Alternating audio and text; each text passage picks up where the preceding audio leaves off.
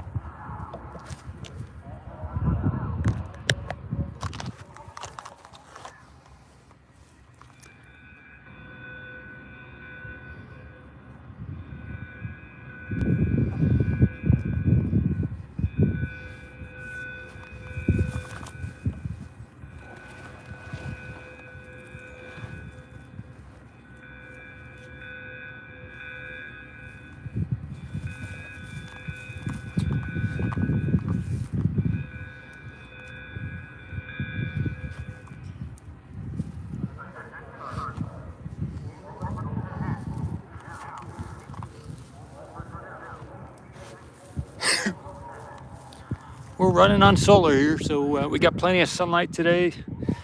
We got plenty of battery. Seems good. Yep, seems good. Javier. Looks like they're looking to do a lift onto the transporter. You can see to the bottom right of the booster there.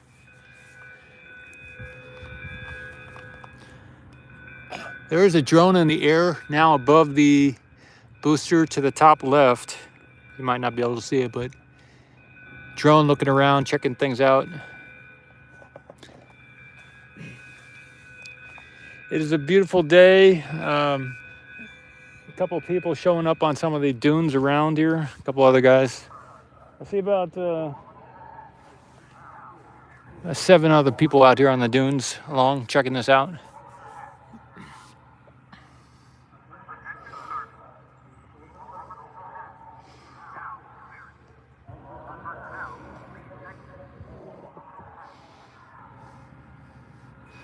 Okay, the weather is sunny, temperature 66 Fahrenheit, 19 Celsius. The wind is from the west, 10 kilometers, 6 miles an hour. Humidity is 44%, a dry 44.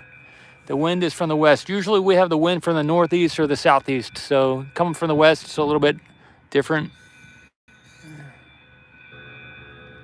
Kind of a gentle wind. Just heard a little bit of a creaking from over at the launch pad.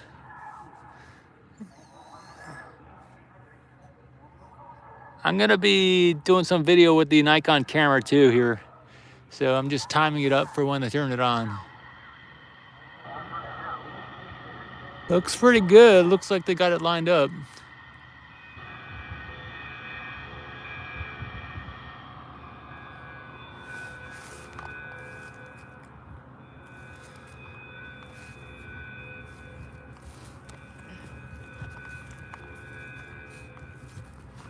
It's gonna be awesome.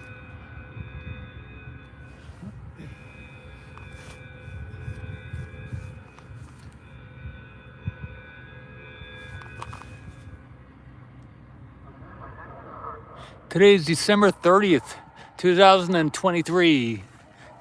Here at South Texas SpaceX in the small town of Boca Chica at the moment. There are a couple skyscrapers, the Mega Bay, the High Bay, and the new Mega High Bay. So there's 3 skyscrapers here in the end of 2023. We'll see if this turns into the next major metropolis on the planet. But at the moment, the United States of America, possibly a different situation going forward if you're looking back into history. But 2023, we had 3 skyscrapers here. Only 3.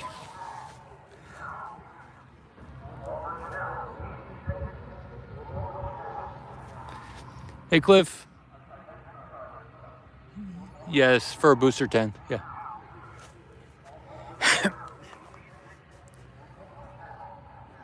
There's a drone above, kind of in front of me and up a couple hundred feet. You can see the transporter there to the right. That's the transporter for the booster. And they're saying the OLP, the launch pad, is clear of personnel.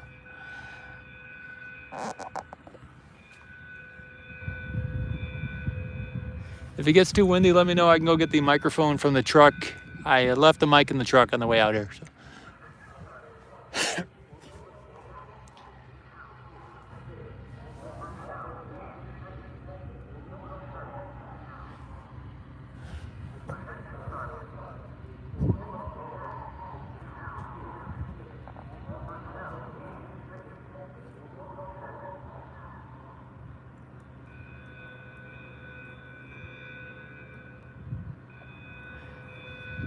For those of you watching, this is Space Ocean Corp. We've been here since 2021.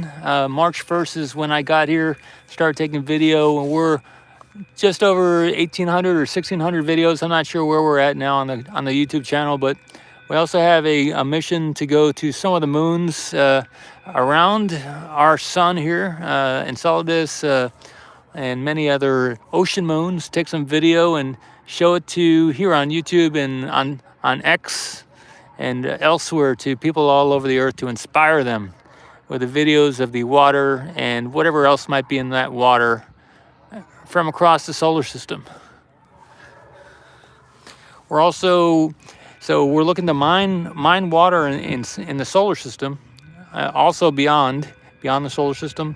There's, apparently there's the Hubble James Webb Space Telescope just got imagery of solar systems between, planets between the solar systems. So between the galaxies, I believe. Oh yeah, solar systems, star systems between the galaxies. So not all these different star systems like our sun and the planets around it, they're not limited to existing only within galaxies. They can exist between the galaxies. So that's been confirmed with the James Webb Space Telescope. So even though there's a lot of space between the different galaxies, there are many, many star systems between those galaxies as well. So Johnny 3003 in the house.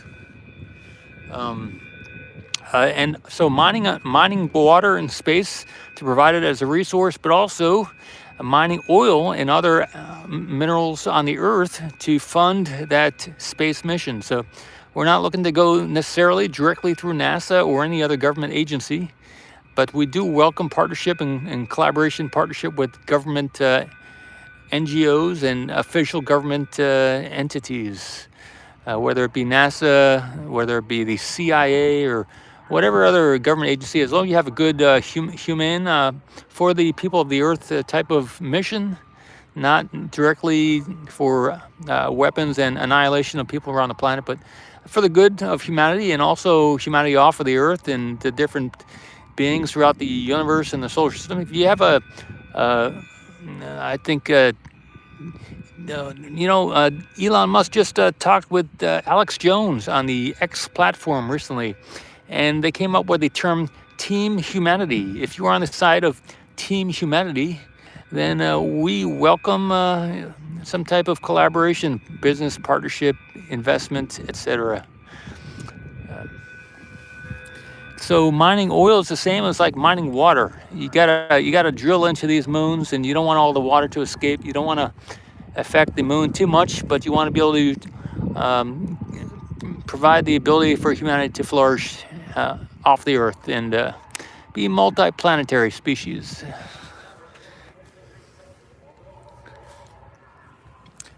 So if we get those skills here on the Earth of mining, having all the team collaborate with each other, work with each other, etc., then we can have perfected that before doing it for the first time in the off-Earth scenario.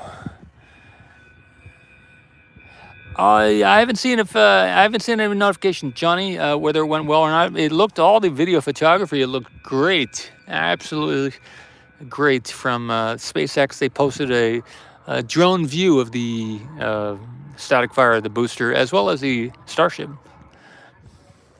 I think today or possibly yesterday they did it. Looked really good, really nice from above. It's nice from the ground. I looked at several of the shots from the different photographers. We didn't do any photography yesterday, but looked at several of the people's postings, and you know, looked good, but it looked better from above. You know.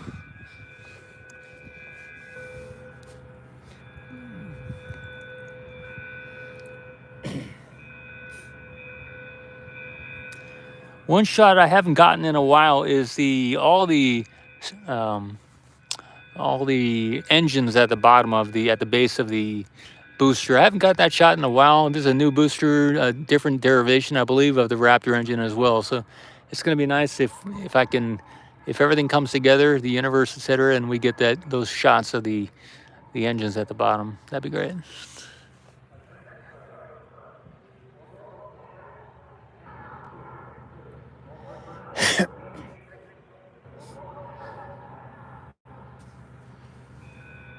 So yesterday, I believe, was historic. You know, they did 2 static fires here. You know, one with the booster, one with the Starship, in the same morning or in the same day. I think they both happened around before lunchtime. Like one was like 9 and the other was 10 or 11 in the morning. They both happened before noon.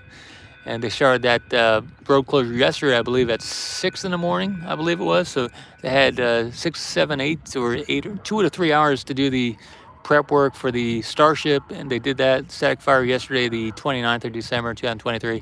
And then they did the booster, I think a couple hours after that. So 9, 10, 11, I believe around 10 or 11 o'clock, they did that booster static fire.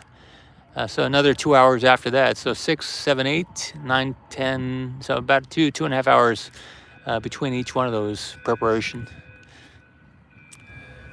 SpaceX also put out, if you're not on X.com, it's the Twitter, they put out a new video showcasing both of the towers. So both of the towers are showcased in that video. It's very nice video. I think I retweeted it, Paul S. Mamakos on CEO on Twitter or X.com. And they showed the 2 towers, and both towers had the Starship and booster stacked up simultaneously. 2 towers fully stacked. And they launched the booster from the Starship IFT-3 or whatever that's going to be. They launched it from the tower, and then there was a second tower to the right, I guess over where the Starship is now. So there were 2 fully stacked towers. And so the booster launched with the Starship. That booster came back to that same tower that it launched from, while simultaneously the other tower over where the Starship is now had another full set. So kind of pretty neat. I wasn't sure whether that booster was going to come back to the same tower or was it going to go to the second tower, but since they were both loaded, fully loaded, it came back to that same tower that it launched from.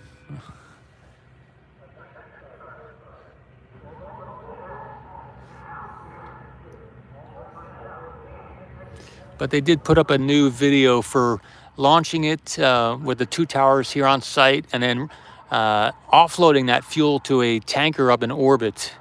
So they showcased how that was going to work. And then they launched it. I guess maybe that was the final launch for the refueling to the ship in orbit. And then from there, that ship went on to Mars. So pretty awesome.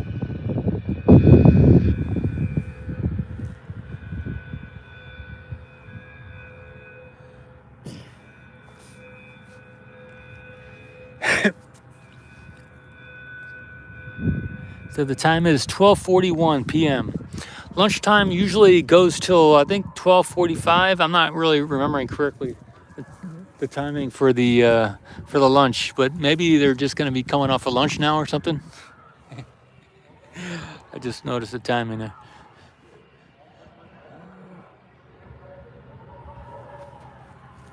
Are you the guy from yesterday?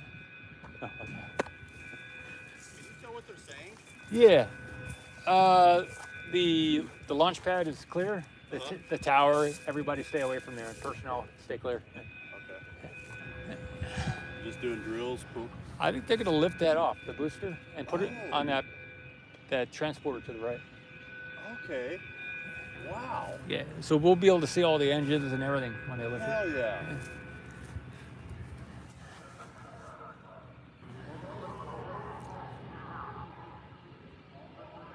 They got a drone up there too, checking it out. I seen the drone. Yeah.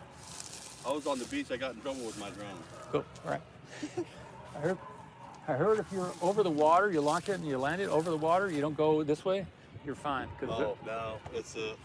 I think it's an aerial. Okay.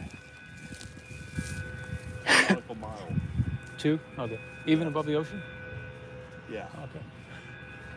It's mandated by the FAA, so it's an air restriction. What, at any height or? I believe so. Okay.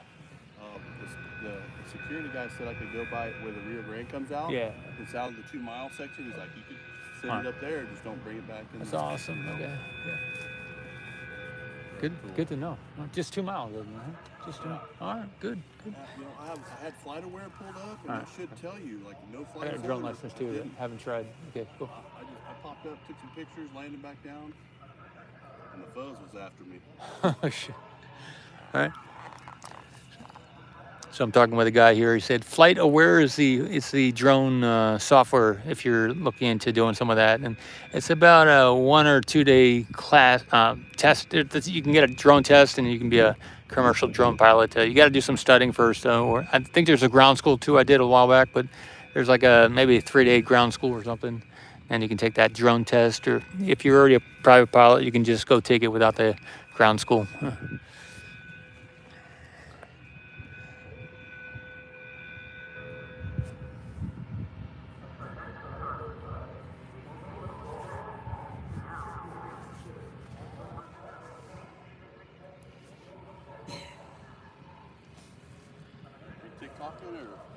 I'm doing it to YouTube, but it'd be good to do it to Twitter too. If you got the app,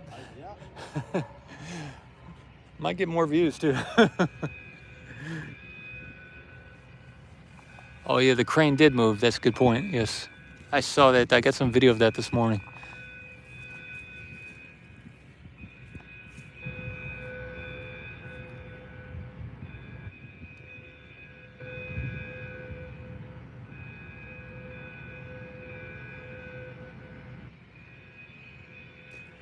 I'm watching the bottom just to make sure it's not up yet. I don't see it having moved yet.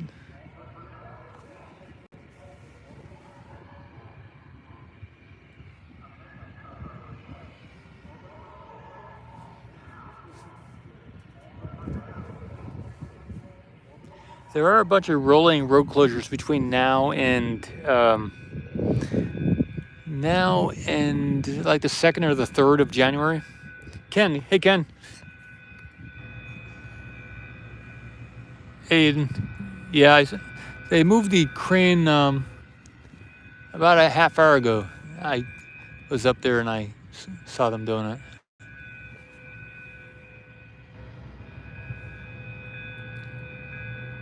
We're officially at 12:45. I don't know if that was the return from lunch time frame in the past, but it might be correct. Today is also a Saturday, I believe, and so there's not as many people here on site as usual.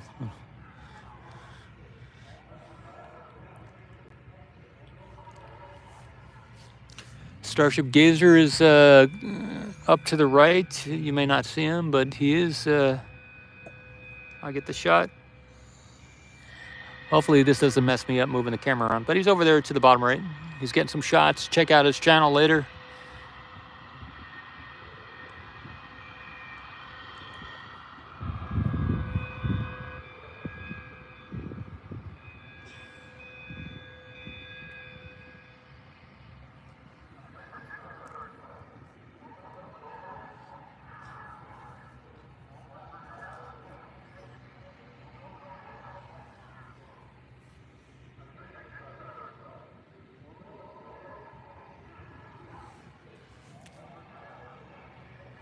Congratulations to everybody who made this happen.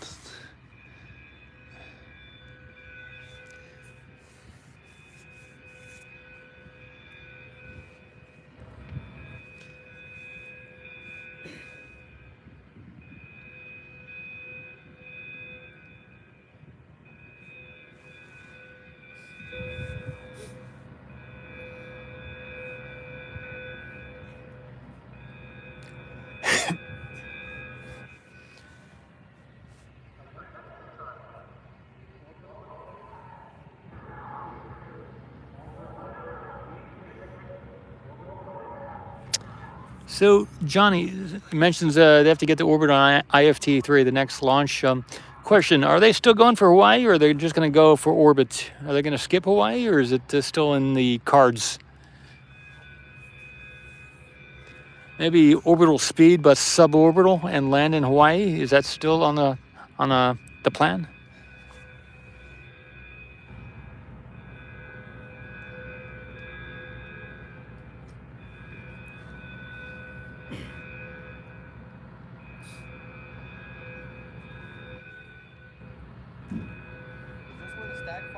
Yeah, but they did both of them. Yeah, I see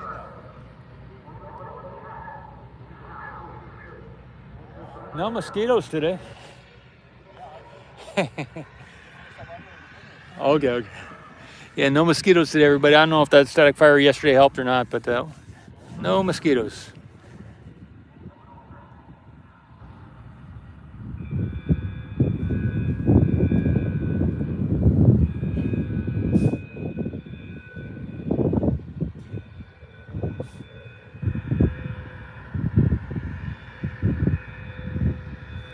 All right, the sheriff is blocking off the road next to the orbital tank farm. That's good news.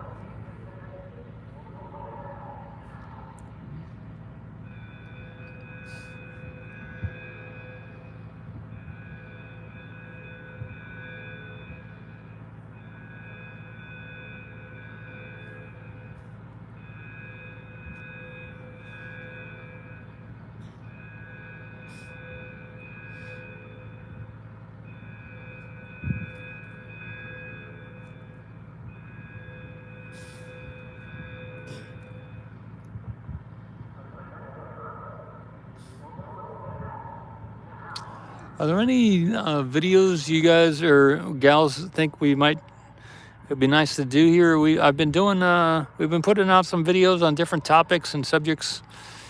If you have any thoughts about what we could do, let us know. We got some things in the pipeline on the way, but if you have any thoughts or requests, drop it in the comments or on a video somewhere. The team is currently, we have 2 people. We got 3 people on the media side, social media, production, executive director kind of stuff. And we're always looking for new, very talented people who are inspired about space or just inspired about video production. So reach out to us. We do have a career section here on the website, spaceoceancorp.com. And you can imagine all the different positions for mining on the Earth to mining up there in space, spacecraft, satellite design, 3D modeling, radio frequency propagation, different machinery for collection and transport, propulsion. We got lots of different positions, lots of different amazing stuff. It's we've had an amazing year, and if you're interested, reach out to us and tell us what you're excited about. That's because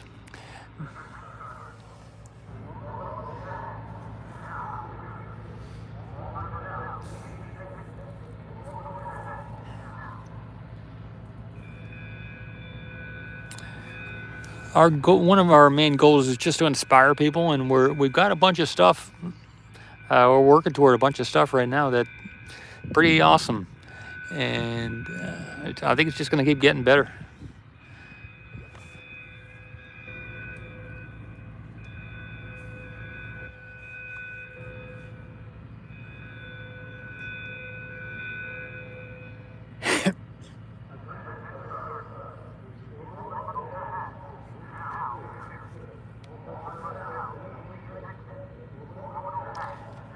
It is getting hot out here this morning, though. Early afternoon.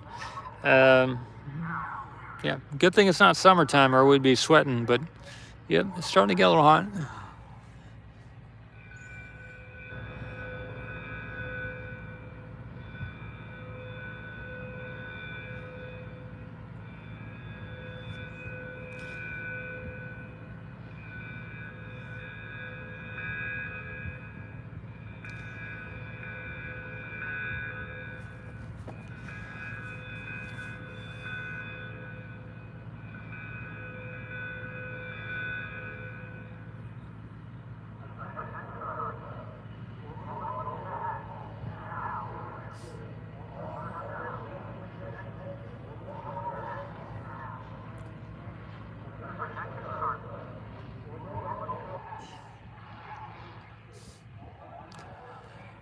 The drone is now going back toward the place where it launches from. Maybe they need to get some new batteries into it and send it back our way. I'm not sure.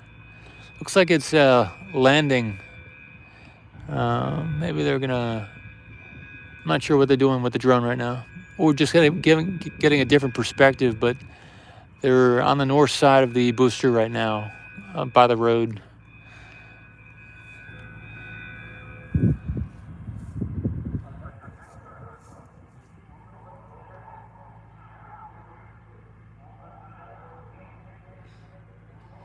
Cool thing about doing all this stuff and hanging out with these people is the type of person that would get into space or be interested in this type of thing is kind of an interesting person, at least for me.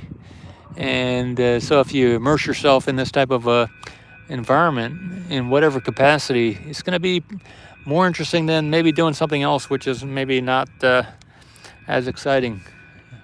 So it's kind of like, I imagine it'd be kind of like going to Silicon Valley. That would be inspiring for that type of person who likes those types of things. And so it's kind of like I've heard that Austin is getting overflowed with people coming from California. A lot of people coming from California. So turning Texas a little bit in the Austin area into kind of like a California type thing. So SpaceX down here in Boca Chica, as well as in Brownsville and the surrounding cities and nearby cities, within an hour drive, Hidalgo, all the other stuff around here. Maybe it'll keep getting bigger and bigger. Boca Chica is growing tremendously, though. They're putting in lots of new houses, and they're kind of focusing in certain streets in Boca Chica, and they're building those streets out, and then they're expanding to lateral and nearby areas which have yet to be put houses on, developed. So they've done quite a bit of development in this last 12 months, and there's many stakes, there's many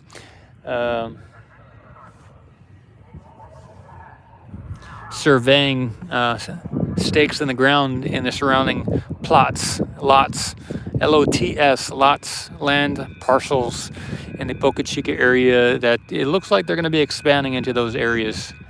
So 2024 is going to be interesting from that perspective also, not just the launches, but the numbers of people that they're going to put housing here for.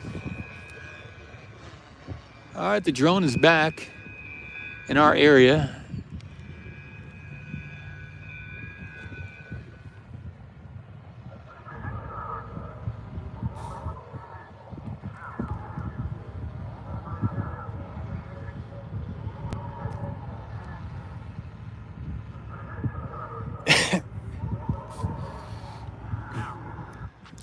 If anyone is interested in any type of investment information about what we're offering and what we can offer to either type of investment, either an investment into the long-term space ocean mission, that's kind of a decadal investment, 10, 15 years out, probably about 16 years we would from now, if using all the current technology and propellant we would land on and sell it as toward the end of to the 2030s.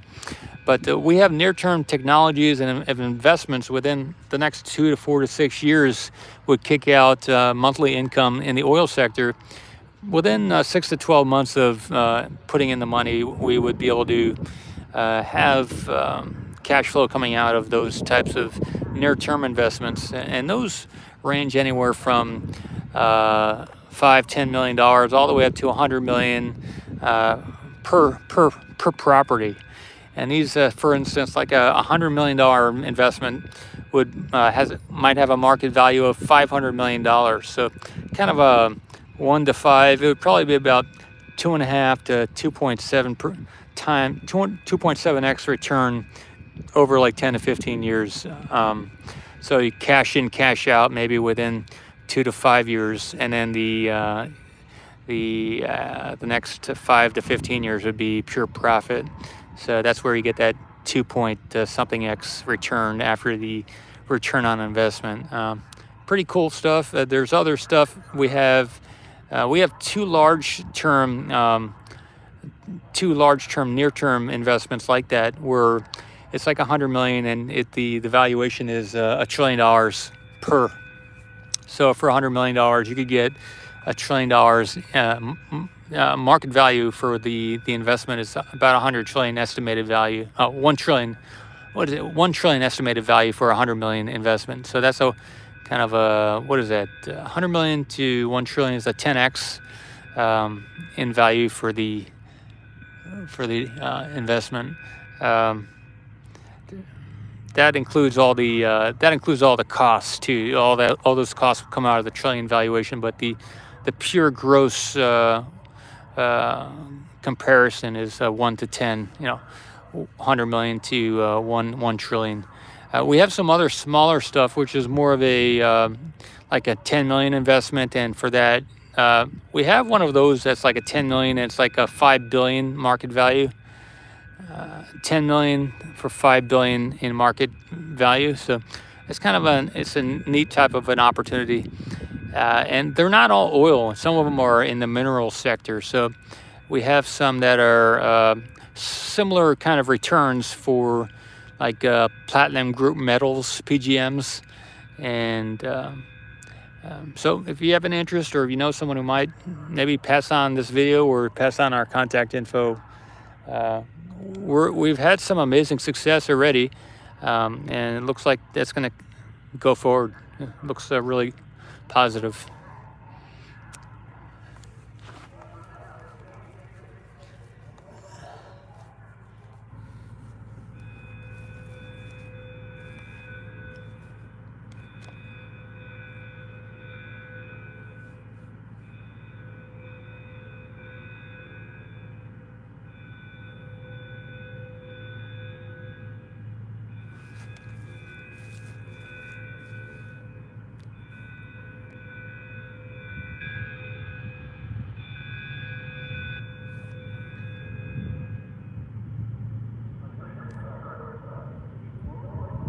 It'd be cool for this, for the chopsticks and the drones, for the drones up there.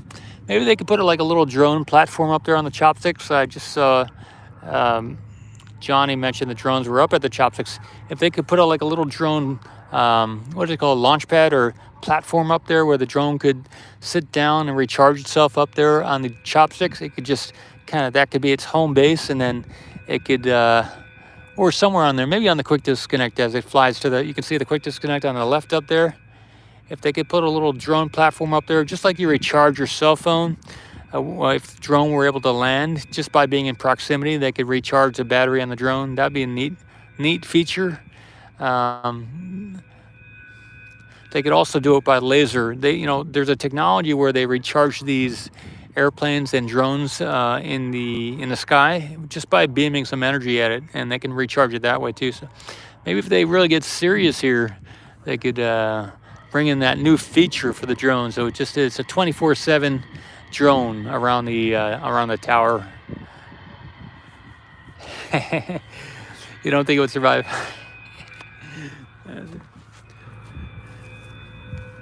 Maybe what we need is like a big Tesla tower down here.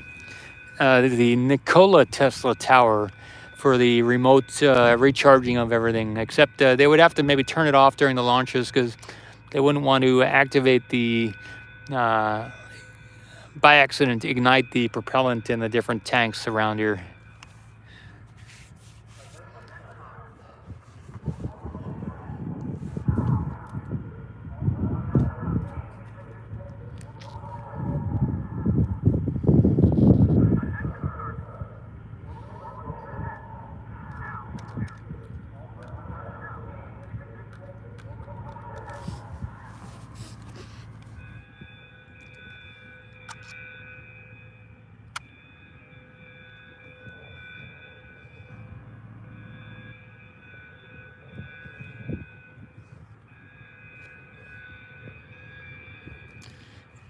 Yeah, that'd be cool, John. Wow, good idea. Good idea. Maybe the little transporter at the bottom there could have a little drone platform, maybe underneath it or on the side of it somehow. So when you bring the transporter out, the drones would just flip out of the transporter there. Kind of a 2-in-1. Maybe that's what they need to do, you know. I don't know if they would ever drop one of these transporters off on one of these moons or on the moon or on any of these places they plan to land. You know, maybe we're going to see these transporters on the different moons as well, you know. They're going to be moving, driving around one of these, just like they drive around the booster on the roads here. Maybe they'll be moving the boosters around on transporters on the moon and other bodies. Maybe with the gravity so low, they could transport it sideways. They could easily just flip the booster around onto its side. Maybe a human could, I don't know, what the proportion of gravity on the moon, I think it's about 10%. So and maybe it's too heavy for an astronaut to lift on the moon, but maybe they could get some of those mechatronic type things to move the booster around by hand. You know, that'd be kind of cool. But a transporter on the moon might be interesting. Seeing one of those move around in the next 10 years, transporting one of these SpaceX boosters.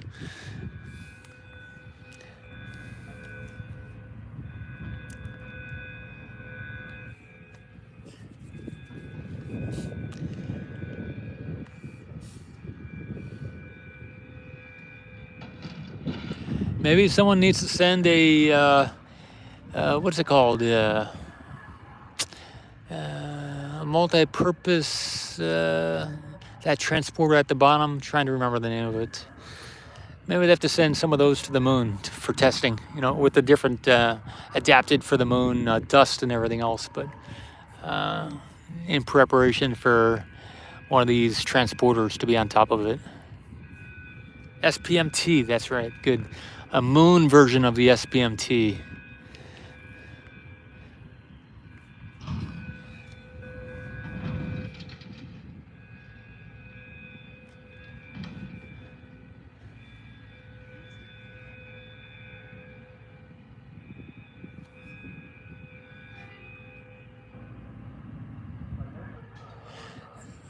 What do you think about the, you know, they use a lot of water here for keeping the flames and everything else, and keeping all the debris and everything else from getting too hot. Would there be any benefit to launching one of these boosters out of a crater on the moon where it's super cold? Then the cryogenic necessities wouldn't be that critical, because those craters are pretty cold, you know. Maybe they could have some of these orbital tank farms in the craters of the moon that would lower the necessity for a lot of energy and work to keep the the cryo liquids cold. But also maybe since there's not a lot of water on the moon yet that we know of, if they launched the booster out of one of those craters, that would keep the launch temperatures pretty low, and maybe they wouldn't need as much water. They might have to do something like put a bunch of that metal that they're using below the booster there on the ground over there on the moon, some type of lunar metal to keep the dust from getting kicked up. But kind of an interesting thought. You know, in some of the 007 movies, they launched some of those, in a few of the movies, they launched stuff from inside of craters, I believe, in the 007 movies. And also from under the water, too. They launched some rockets out of the water in that movie. I'm not sure which one it was, but with the old, earlier versions of the 007. Sean O'Connery.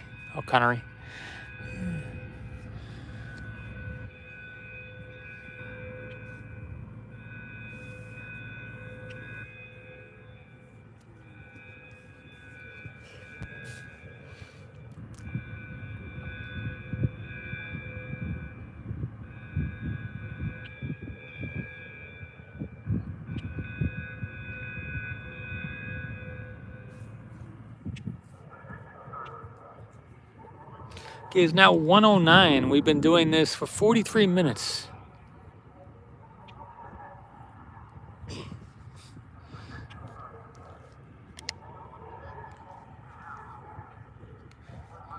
I guess one of the difficult things about the moon, I believe, is they did a test a while back for seeing like a geological test to see if the moon was solid throughout, or whether there was a mantle on the moon, or what were the inner characteristics of the moon. And when I think they've done this test a couple times, different organizations, space agencies, and the moon is hollow. I don't know how much of it or which areas of the moon, but there's a significant amount of the moon which is hollow.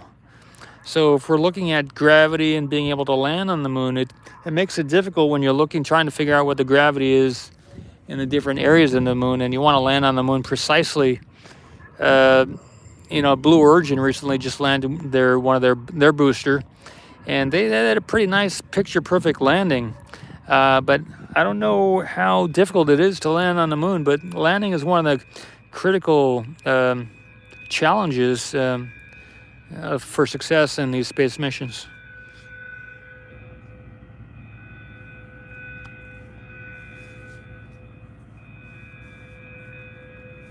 Tony says on the moon, you only need cold nitrogen thrusters on the nose cone to land and take off from the surface of the moon with the Starship. Oh, cool. Cold nitrogen thrusters on the nose cone. Okay. Are they gonna have a booster on the moon too? These boosters return to the Earth, so maybe not. But the Starship, I think you're saying referring to the Starship. So on the nose cone of the Starship, huh? So that's all they need for that large Starship. They're gonna land the whole Starship there, and they only need some thrusters in the nose cone, huh? I'd like to learn more about that. Cool. Yeah, no booster, huh? Okay. All right, so revise what I said earlier. Forget booster. Now we're talking Starship in a crater on the moon.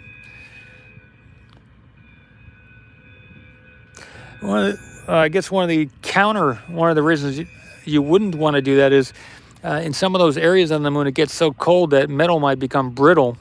So that's another challenge if they were to, even to land on the dark side of the moon, they have to get the ship and the metal, whatever alloy they're using, so that it doesn't change the physical properties of the metal too much, and they can still use it for what they intend to use it for.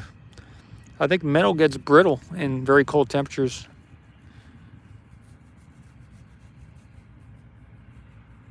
Also, any lubrication on the ship will have to be in a different form, a different way of keeping the things able to move back and forth, because there's oil just lubrication evaporates in space in a vacuum. There is a controversy over whether the moon has an atmosphere or not, because there have been photos taken of the moon where you see maybe even a dome structure or some type of a reflection up in the sky.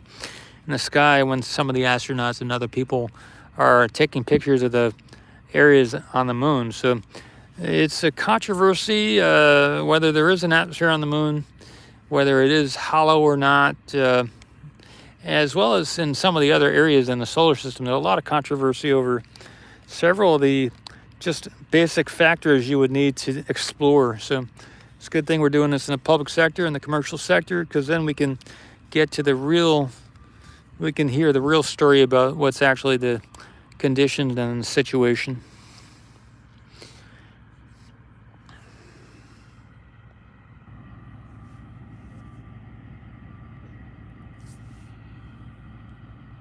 Hey Johnny, what kind of lubrication did they use on the International Space Station for the solar panels? There are some.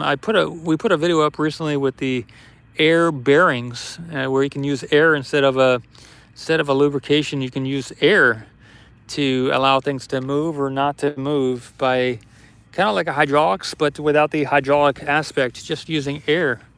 So is there any other thing that they can use in the near vacuum of space, emptiness?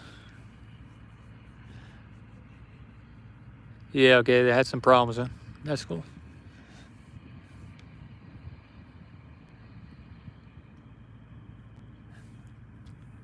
We're definitely interested in hearing about those technologies. That's what I've been keeping an eye on LinkedIn and elsewhere, all the different types of technologies that we might be able to use for these space missions coming up.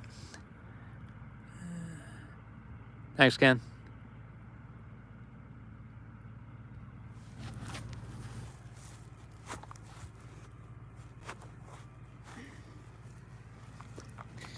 Yeah, I'm at it every day, just in a different fashion. Kind of the next level of the space ocean mission here. Moving it forward at a different level. And now there's about 19 other people on the team working with me to make it happen. So we are moving forward at light speed in human terms every day.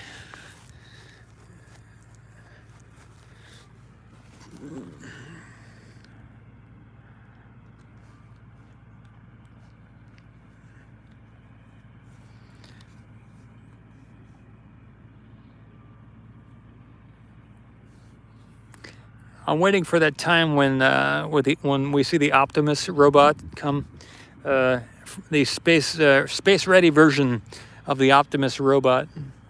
Not only will it transform life on the Earth, but it will transform life in the solar system. When we get it, with the, what is it called? There was a guy in the comic books that can fly, and he has thrusters in his hands, and maybe even on his feet too. But there are some people in the comic books who have been able to fly, and if they could turn that robot into a flying robot with some thrusters, they've been testing those thrusters, the solo thruster pack in the military. For that person developed like a thruster pack, and several of the different military small units have been using that. At least in the testing phase. I've seen that in the Merchant Marines. They've used that on some of the on X or Twitter, if you see that. But if they could incorporate those same thrusters into the Tesla robot, Optimus, that would be quite the combination, and make it space ready. Well, then we wouldn't even need a spaceship anymore. We could launch these things from a mothership and land these small Optimus robots anywhere on the moon or anywhere in space. And the astronauts have worn those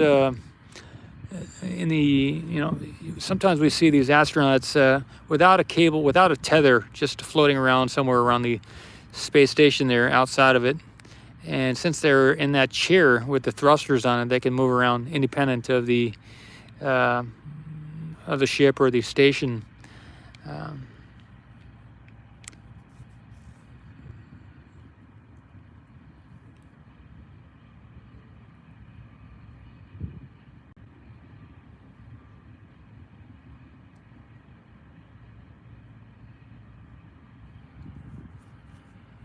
EV suits, yeah, extravehicular. Vacuum compatible grease in the bearings of the solar panel mechanism. Vacuum compatible grease. Okay, so it must vacuum compatible. I wonder if that means whether it can survive the temperatures of the vacuum, or whether it's enclosed, whether it's still encased in some type of a rubber seal within the solar panel, or whether it's exposed to the actual vacuum. And advanced remote control aircraft jet engines for the jetpacks. A quick Google for the ISS says they use vacuum compatible grease in the bearings of the solar panel. So the bearings are like these roller things. One of the cool things about bearings, if you smelted those bearings in space, you wouldn't need the grease. You wouldn't need any grease on the bearings. So it's kind of a funny situation there. They're using bearings on the solar panels in space, yet if they were to manufacture those bearings in space, smelt them from the raw metal, they wouldn't need the lubrication because it would be so smooth. So they could get rid of the need for those vacuum compatible grease if they just got rid of the earth manufactured smelted metal and just started from scratch in space, smelt the metal there. It'd be so smooth, it wouldn't have the gravity imperfections throughout the metal, and it wouldn't need any grease. It'd be just too smooth. Kind of like a drop of water on the space station. It's just so smooth, the surface tension and everything else is just really good without the drawbacks of manufacturing on Earth.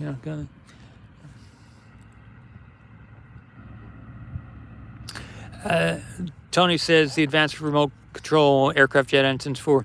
There's some a recent. They showed some technology recently where just like they can move the thrust, move the Raptor engines on the newer boosters, etc. They can also do that on jet engines, and these aircraft can now do very quick turns by moving the actual engines, which are putting out the thrust. Pretty awesome stuff.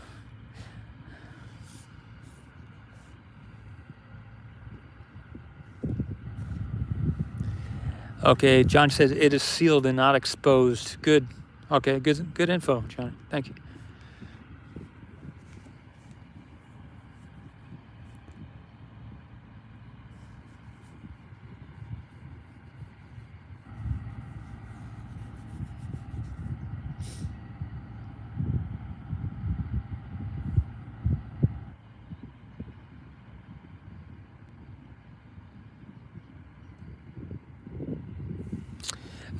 My first exposure to bearings were for the truck, this Space Ocean truck. Earlier this year, I had to, due to the potholes in the road here and everything else, there are a lot of sudden unexpected dips in the road here, which happen quite often. And the road is in pretty good situation now, but you never know tomorrow or next week what will happen. But so I guess through these different events in the road, traveling back and forth to Brownsville, I had to get my bearings fixed. So I went to the mechanic, and his arm was not in a good condition. So he let me do it. He walked me through it, and we punched out the metal circles and the part with all the bearings on it, all these little balls. And one of the bearings on the truck from one of the wheels hubs was cracked and kind of missing. All the other bearings were there, all these little balls, metal balls. Each wheel has several bearings in it, which allow the wheel to spin. So it's pretty cool to actually see those bearings and have a practical application for a better version of the bearing, which could be made in space.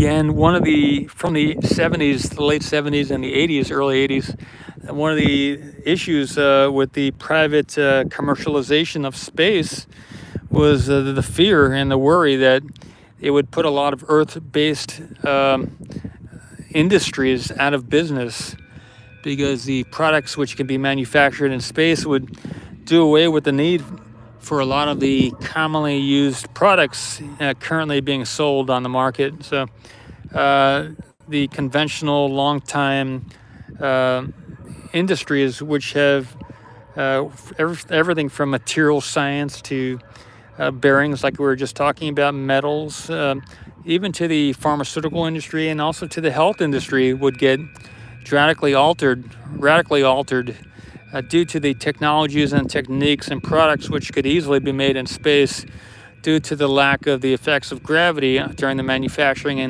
and the different processes, everything from hormone production, expansion of different hormones and other things which can be done in a different way up there in space. So the takeaway from that is in the late 70s, early 80s, we could have dramatically, after the 1969 to the moon, etc., after that age of events happening, there could have been a big push into the late 70s and early 80s into the low Earth orbit and even beyond, all the way to the moon and the rest of the solar system. But in the public sector, that was held back because NASA didn't want us to go in that direction. It would have been too, NASA has people that it serves, just like the head of NASA is Kamala Harris. And so whatever her opinions and desires are throughout history, it's been the Vice President of the United States who calls the shots at NASA. And it's a committee of people that decide what's going to happen in the science and discovery sector. It's not actually the different space companies that have the say over what happens in space, but more so than not, it's the actual politicians and even many of the unelected, unknown people in the different organizations which manage our country, who decide what can and cannot happen in space in the public sector. We could have been a lot further along in the public sector than we are, but now that we have the ability to go to space and do it now in our day and age, we are doing it. If we look from the metaphysical or the expanded state, from the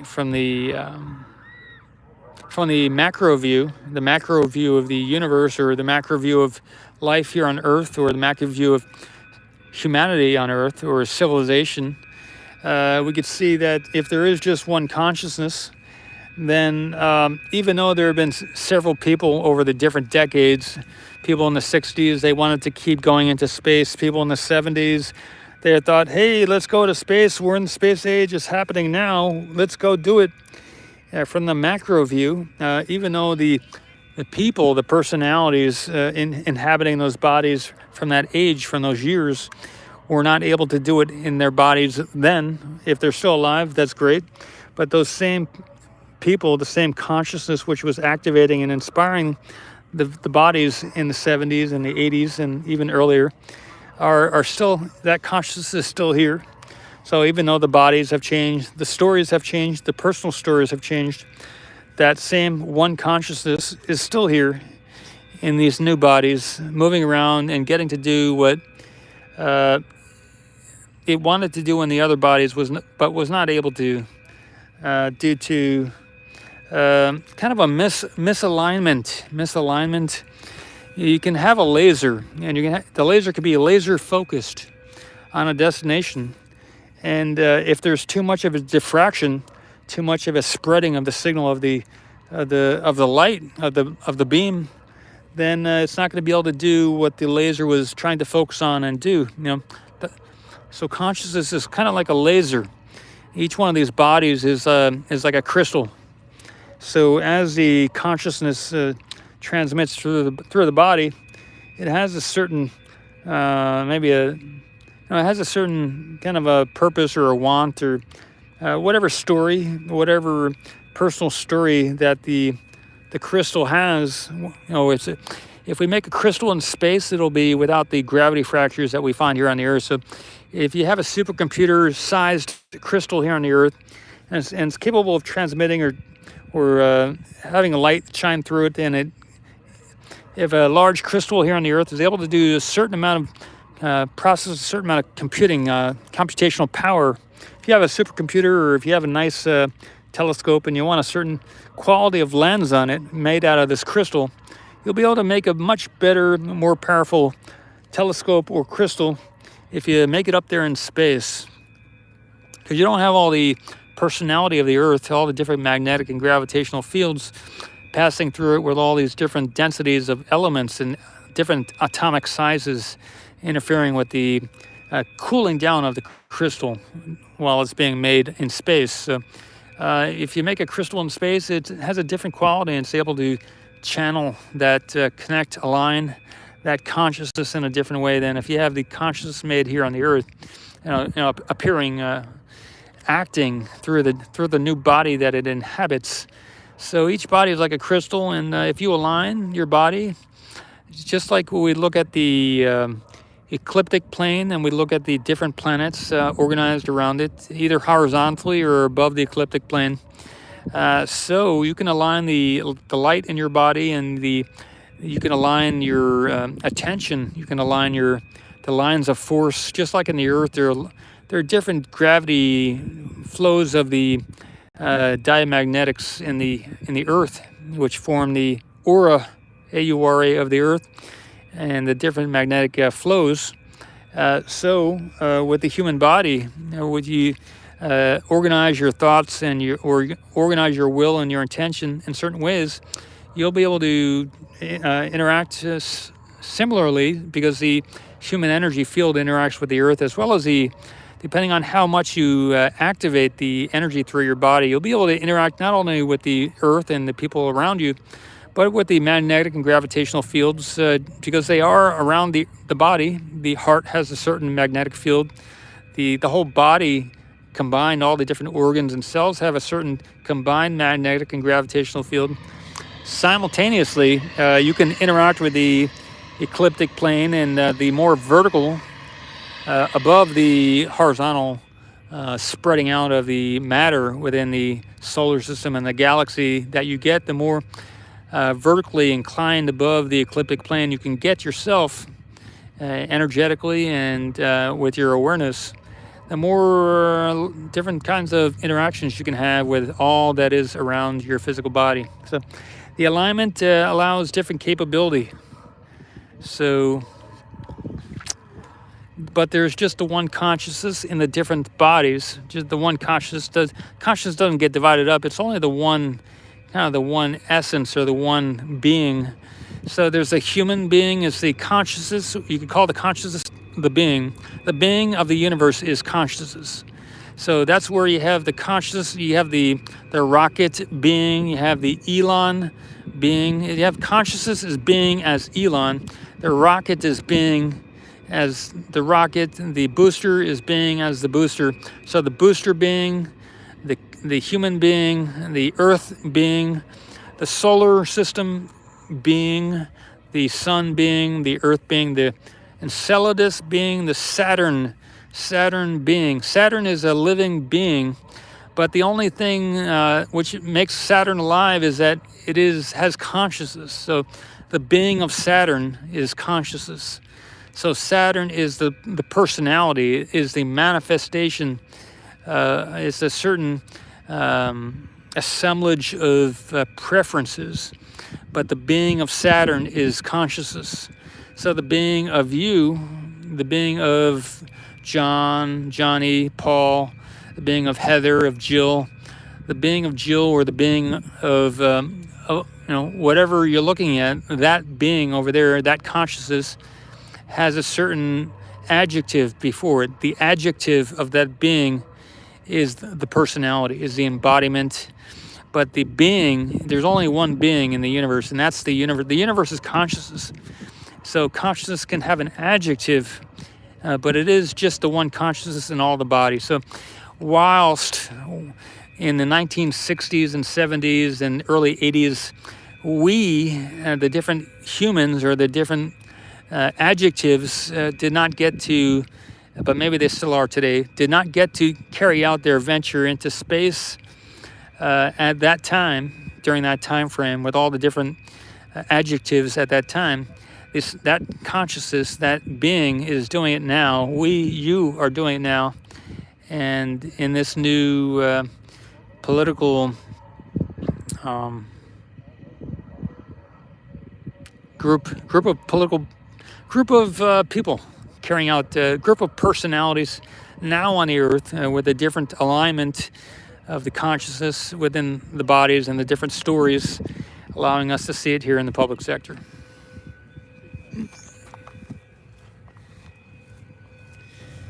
So congratulations.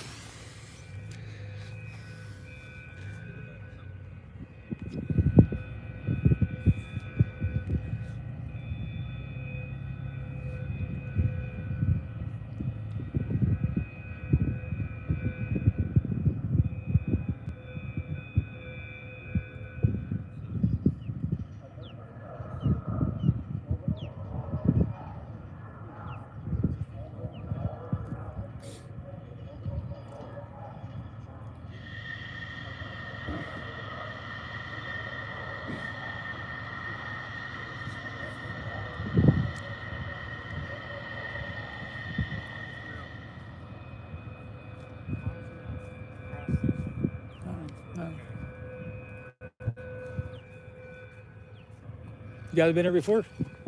No. No, really? Came 2,000 miles to look at it. All right. Well, there's a corner over there, and you're able to walk all the way down that way too. Yeah? Yeah. Cool. Okay, we're done. Thanks.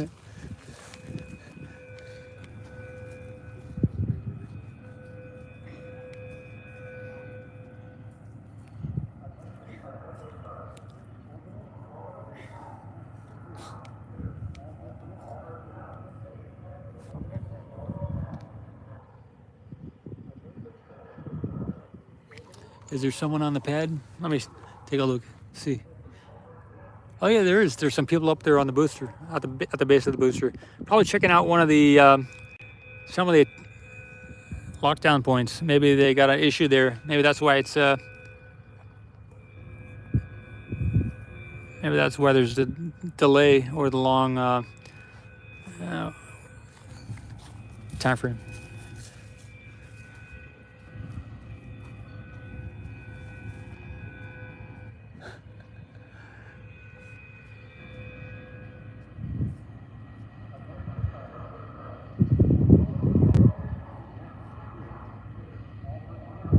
Johnny says he disassembled the bearings on his bicycle, and there was 8 or something bearings in there when it broke. Well, that's awesome.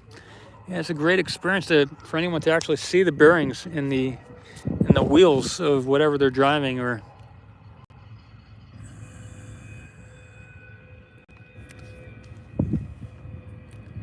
the rotary rocket, the Delta Clipper, the Venture Star, and other attempts, but nothing really worked, huh? Well, again, in the public sector, right?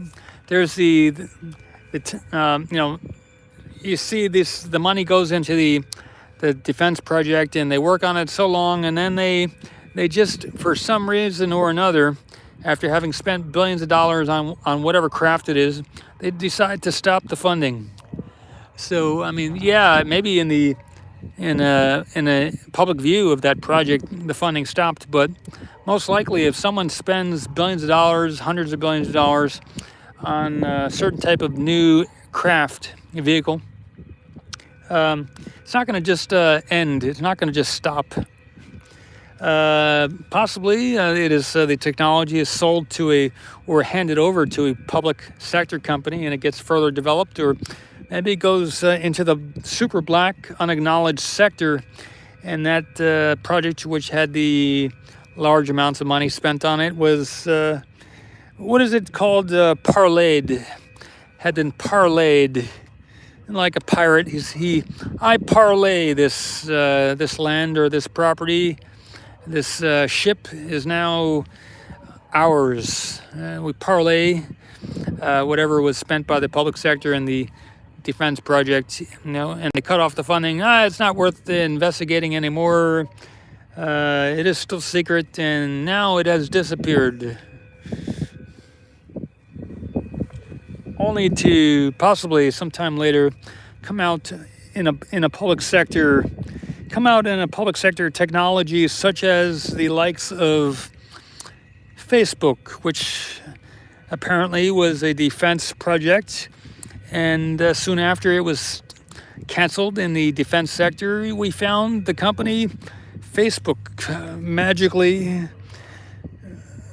shows up on the public sector with that same technology, and mysteriously was handed over to a young white college student at one of the major universities. I think it was Harvard, I believe it was.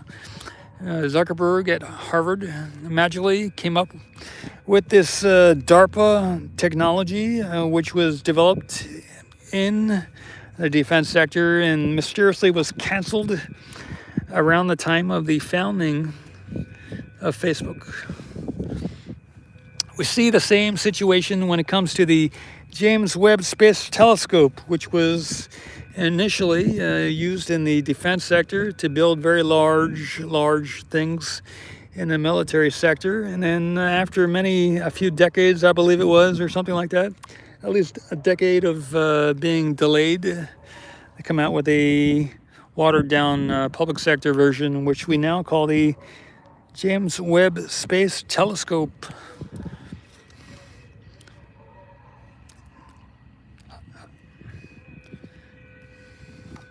So it does happen. Money from the defense sector on these different craft and ships. There's a reason why things happen. If you're not familiar with the cash flow, you don't know what cash flow means, or a balance statement, or assets, liabilities, expenses, and income. Income, expense, asset, liabilities, using your income to buy assets so that you get passive cash flow so you don't have to work as much. That type of scenario. If you're not familiar with that stuff, it's the first time you're getting exposed to it. Check out Robert Kiyosaki, who wrote the book Rich Dad, Poor Dad. He also wrote some other books which came along later. His first book was Rich Dad, Poor Dad. Robert Kiyosaki, a gentleman from the islands of the big island of Hawaii. Also, I believe he bought a bunch of property over there in Oahu, but he said the properties on Oahu, they were having issues with it, so they got a lot of property now in Arizona. Property is better over in Arizona.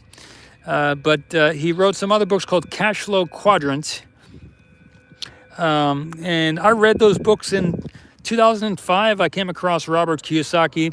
And that was before the age of 2005, I was into meditation and yoga, and I was doing working a couple jobs. And prior to that, I had no knowledge of passive income or real estate or balance sheets, cash flow, or assets or liabilities. And I was not interested either. So one of the cool things about the Robert Kiyosaki books is he inspires you with a macro view, and so you understand what's going on.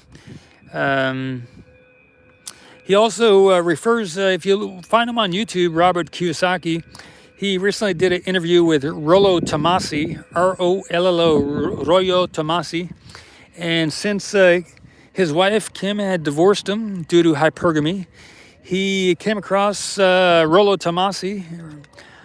Robert Kiyosaki's wife had divorced him. They still do business together. They're business partners, but there's an issue called hypergamy.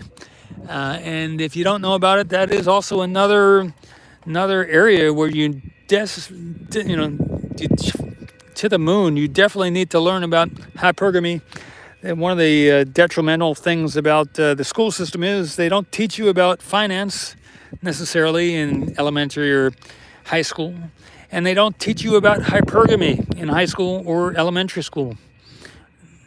So if you're lacking in both of those areas, or you know someone who is lacking, those are two people you can definitely have them check out, because finance, it's said that if it doesn't matter who you elect into power, into the different presidential seats or the different senatorial seats or the House seats, doesn't matter who you elect, because at the end of the day, it's really the person who has the money who calls the shots.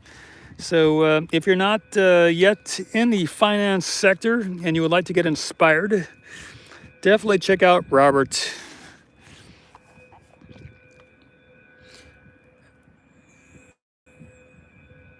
So in today's day and age, we have the move toward the digital token.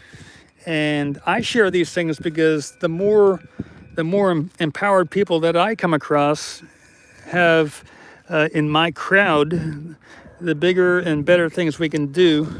Because one person can't do it all. It takes a lot of people.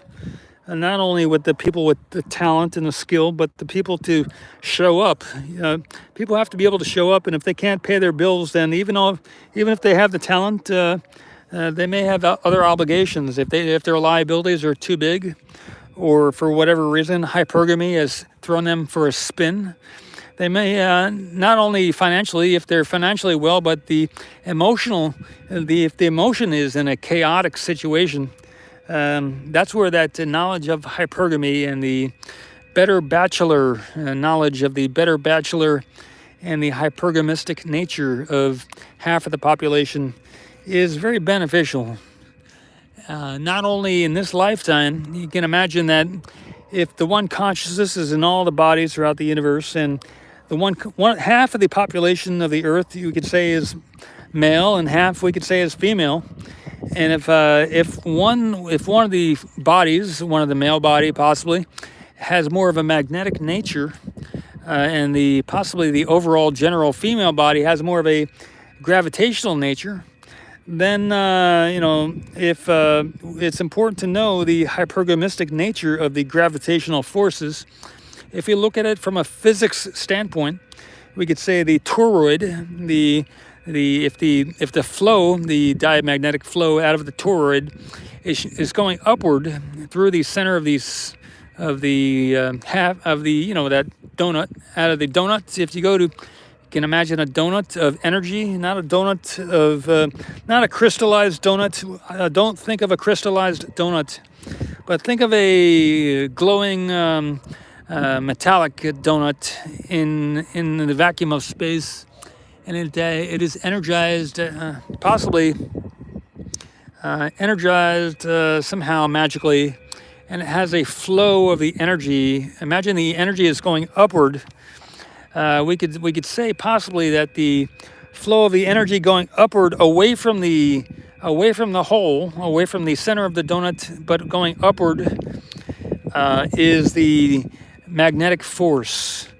And we could say if you were below the donut looking upward at the donut, you could say the energy moving toward the donut, upward toward the donut, would be the gravitational force, we could say, diamagnetic field. So it's really maybe not that different, but the positioning of the energy and the flow is different. So it's important to learn the hypergamistic nature of the desire of the consciousness, the personality within the magnet at the base, looking upward, as well as the different personal choices of the donut as it sees the energy going away from it.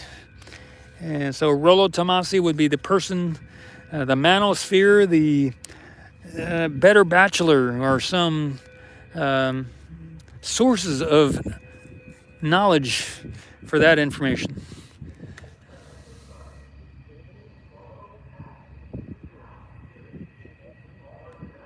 Because you got to remember that the consciousness is the same in all the bodies, so it's not like you're competing against anyone else. You're just getting yourself in your current body, understanding what's going on. Because again, the more alignment you can have, the more organized and less chaotic, emotionally, mentally, spiritually, energetically, the better. Because then whatever it is that you want to do, if it involves increasing your capacity, you'll be enabled by the understanding and the wisdom and the knowledge which you'll gain with that, not only in this lifetime, but again, if there is such a thing as a soul, and if any remnant of your soul in this life has any bearing on your next life, then the clarity that you have in this lifetime will affect, possibly, if there is another lifetime, the clarity of your being, the adjective, the clarity of the adjective before your being in the next embodiment.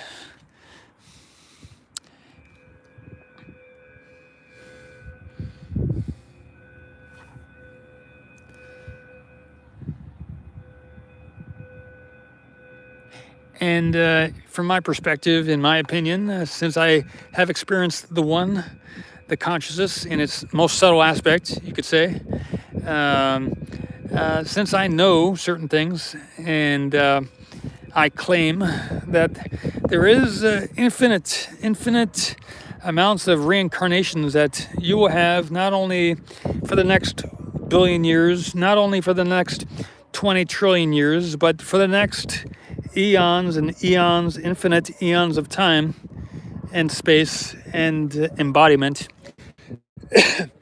Beingness, the consciousness, since it was never created, your consciousness will forever reincarnate, because matter, the density, the personality, the differences will forever exist throughout all your many bodies, throughout all your many embodiments, and you, consciousness, will forever have to deal with yourself, because the self is never created, and the self never gets destroyed. So the sooner you can get some clarity, not only in this lifetime, but in all your other bodies and lifetimes, all the other neighbors, and all your other neighbors are your other lifetimes. So since there's only the one consciousness, everybody in existence is your reincarnation, is your other lifetime, simultaneous lifetime, because there's just the one consciousness.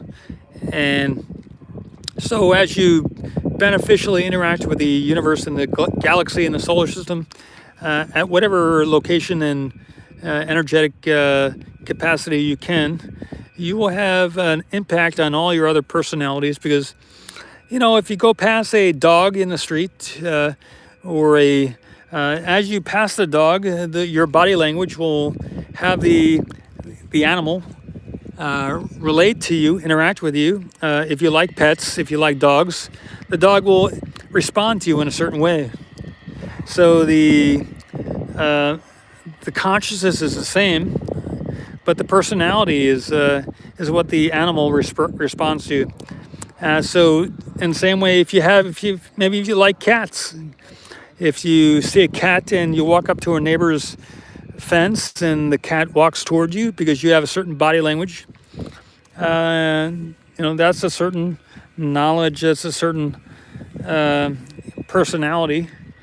So everything in the universe doesn't respond to everything else in the same way. So if an element has consciousness, which it does, everything with energy has a consciousness. So everything with energy has a personality. The problem is everything with energy doesn't necessarily have a brain, doesn't have arms. A rock doesn't have arms, so the rock can't reach out to you, and the rock can't pick its nose. The rock can't comb its hair. So the rock might rely on the wind or the other elements to have an effect on it, but the rock can't necessarily get up and move to the right to 5 feet. It has to rely on the wind or some other external.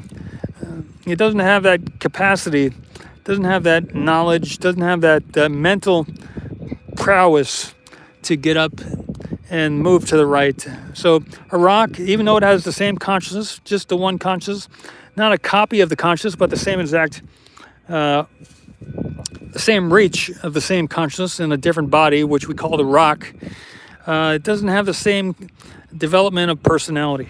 When you get out of your physical body, you become aware of the fact that the brain does. You're able to think without using your brain.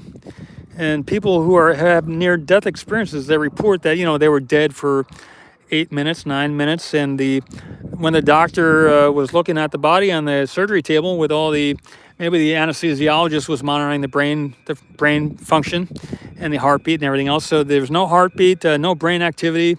Yet the patient, when he returns to the body, if they were able to somehow, maybe the doctor got inspired and they said, hey, let's give it another shot. Let's take out some adrenaline and pump it right into the heart and see what happens. Since we got nothing to lose now, he's been dead for 15 minutes. Someone get me some adrenaline. Nurse, get me some adrenaline. I got this feeling or this notion for this one patient here. For whatever reason, I'm feeling inspired. Got a renewed energy. It's time to get out get a new syringe. Surge tech, load up some of this adrenaline the nurse just gave you, and then pass it over into the field. Doctor takes the injection, puts it right into the heart of the patient, and they begin compressions or whatever else. And whenever sometimes this will happen where the patient comes back to life, and during that time when there was no heartbeat, there was no brain activity on the EEG or the EMGs, the muscles weren't giving out any electrical activity, nothing happening in the brain, etc. When the patient comes back, they have stories. They may keep the story secret for a long time, but patient eventually might reveal some stories that on the other side of the hospital, they saw what was going on while their brain had no activity, and where they visited their family after they had been notified that their body was dead, the patient was dead, and it's time to go into the next sequence of activities for preparing for a funeral. So while that was all happening and the patient was apparently dead on the table, after he comes back magically, the patient recounts all this stuff that he experienced and observed whilst his brain was apparently dead with no activity. So the patient was able to travel throughout the hospital and outside of the hospital, even across town or into a different state. The patient was able to travel around and see what how his relatives were going to react to the news of his death. And maybe they returned to their body and they're like, hey, I decided to come back. It was going to be too painful for my child to go on in life without a mother or a father or uncle or husband or whatever. The brain, what I was getting at is the mind, when we come to the realization that the mind isn't contained only inside of the brain, that there is something else which what is it called? It transcends the physical boundaries of the body, the personality. You can call it, has some kind of interaction with something else, another octave of energy, another energetic level. We talk about in chemistry, we say, well, this has gone to a higher orbital level. The energy of this element has been ionized, or something has happened to this element where it's now at a different elemental state. But so in the same way, the mind can go into a higher orbital level, yet still exist independent of the body. And that is, once someone hears about this like you are now, or maybe experiences it, or has someone close to them experience it, that has a change in their approach to life, and it changes one's priorities when they don't think that their life is over when they die, and they start to do things differently whilst they are here in this physical body as Joe, Judy, Johnny, Jane, Rebecca. And because, as I said earlier, I have experienced these things, and having experienced them, I know that life is not contained only within a body, but consciousness is alive, was never created, and consciousness goes on beyond this physical lifetime into the higher octave, into the energized, activated energetic state, and is able to move around in that new world with the new environment as they did in their physical body. And not only do they have the ability to move around and think and respond and do on the planet and off the planet. But they have different memories. They have different access to memories because the brain only contains the conscious, the subconscious. We call subconscious and conscious.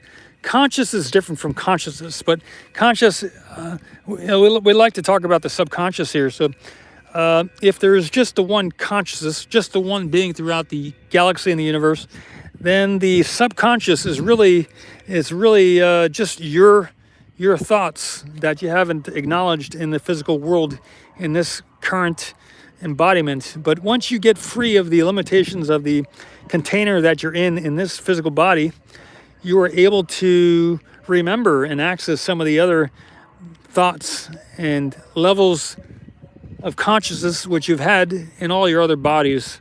So the mind is able to access different thoughts in the near-death experience or in the disembodied state, and the personality, the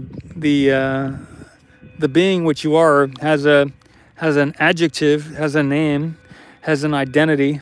The being which you are, the name, the self perspective changes and it expands and it molds itself anew using the knowledge and the thoughts that it has newly access to. Just like when you're dreaming, you have different thoughts when you're dreaming, and everything seems totally natural, and you have these thoughts about things which you normally are not consciously aware of when you're waking up. So when you get to sleep, you go to sleep and you have these, you re-enter a dream and you remember things that you've dreamt about in the past, and you enjoy experiencing them once again when you're asleep. So your dream is maybe very active, or maybe it's, for whatever reason, we dream differently than we dream whilst we're awake. So you may have plans and missions in life where you have goals and you set goals for yourself. But in the same way, when you're asleep, you have these dreams and you re-enter some of these dreams throughout your life. And you might enjoy remembering and entering some of these dreams when you enter the dream state. So when you get out of body, you can do these same types of things, but in a more upfront way, rather than things appearing out of nowhere. When you're out of body, you can intentionally experience and think about certain things and explore and discover and find answers too.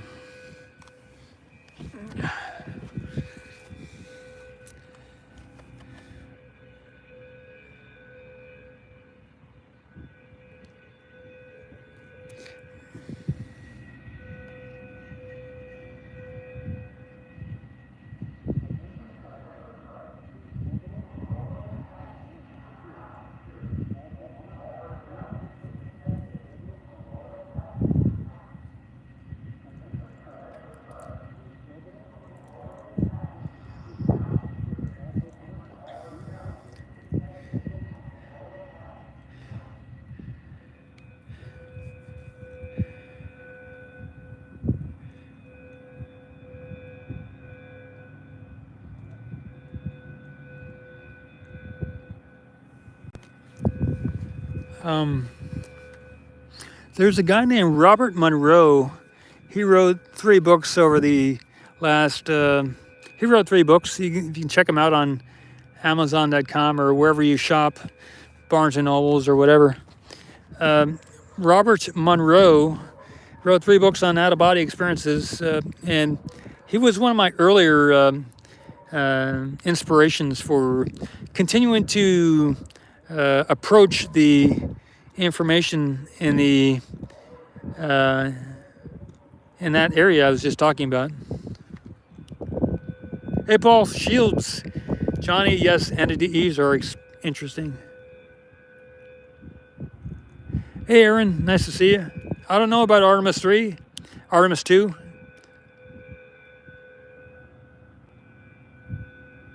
Oh, yeah. Oh, so you're talking about Robert Martin? Yeah, Robert Kiyosaki. He says the dollar is getting devalued. Yeah, he's into silver as well, yes. He has a silver mine. Robert Kiyosaki was able to buy a silver mine. So he's in the mining sector, as well as, I don't know if you know, but Robert Kiyosaki has spoken about when he was in Vietnam. He was a helicopter pilot. He was a helicopter pilot, and he got shot down, I think, twice or whatever. But one of the times when he got shot down, he had an out-of-body experience. So Robert Kiyosaki back then had an out-of-body experience, and that was one of the cool things I learned. I think this year or last year I saw a video with him. He was on a video with a guy out of the UK. I'm not remembering his name, but he did an interview, like a 2-hour interview, I believe it was. There's another guy I watch out of the UK occasionally, and he revealed that he has had an out-of-body experience when he was flying the helicopter when he got shot down. So that was another reason to like Robert. He called it going exterior. Robert Kiyosaki had called his experience going exterior. So it seems that very intelligent people, when they have heightened awareness, like maybe it's before a test or a time in your life where there's a lot of stress, or for whatever reason, you're normally a highly capable, intelligent individual. For whatever reason, your body gets into a certain state, or maybe it's the mind gets into a certain state of the mind, like you're heightened state of the mind. You're flying a helicopter, you have a heightened state of mind, and you get shot down, and you're emotionally, energetically, you have a certain reaction to that getting shot down.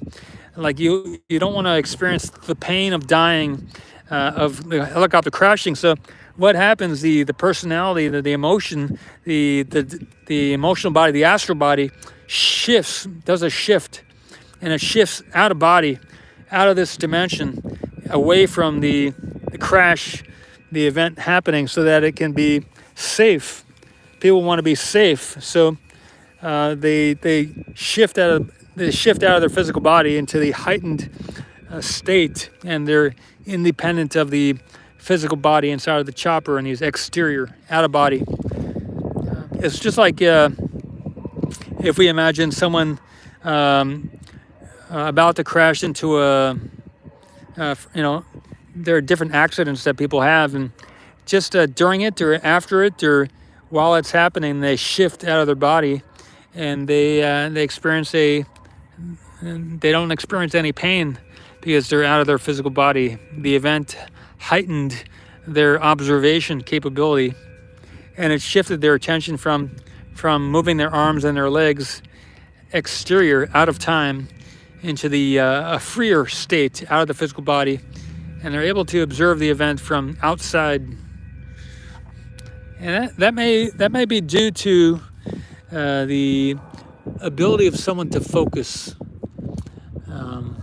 A lot of times we see these Shaolin monks practicing and meditating and heightening, not deadening, but heightening their senses, their ability to observe, and their ability to sense and to move their awareness throughout their body, move their focus throughout their body and around their body and into the environment. So the ability to move the awareness around, independent of the body, and fully focus on what is intended to be focused on, is not only good for your education and for your ability to do whatever it is you'd like to do here in this dimension on the earth, but it's good when you want to shift your focus, maybe for safety, out of your physical body, but also maybe you want to explore. Maybe you're not in a life and death situation. Maybe you just want to lay down, relax, disengage from your arms and your legs and your stomach and your breathing and your head, and the drives of the systems, the organs of the physical body, whether it's to urinate or to breathe or to whatever it is. If you're able to get yourself into a healthy state where your body is able to be relaxed and not require the attention of your mind, then you have the ability to journey with your energy and your emotion beyond the here and now, beyond the simple breathing or moving of the physical body parts, but beyond the near proximity of the body. You can expand the awareness anywhere you would like to. And so that's what the Shaolin monks and everybody else, the Zen Buddhists and everybody else, they're moving their attention not just on the physical body, but they're developing it so that they can use the attention, use the awareness for whatever they would like to use it for.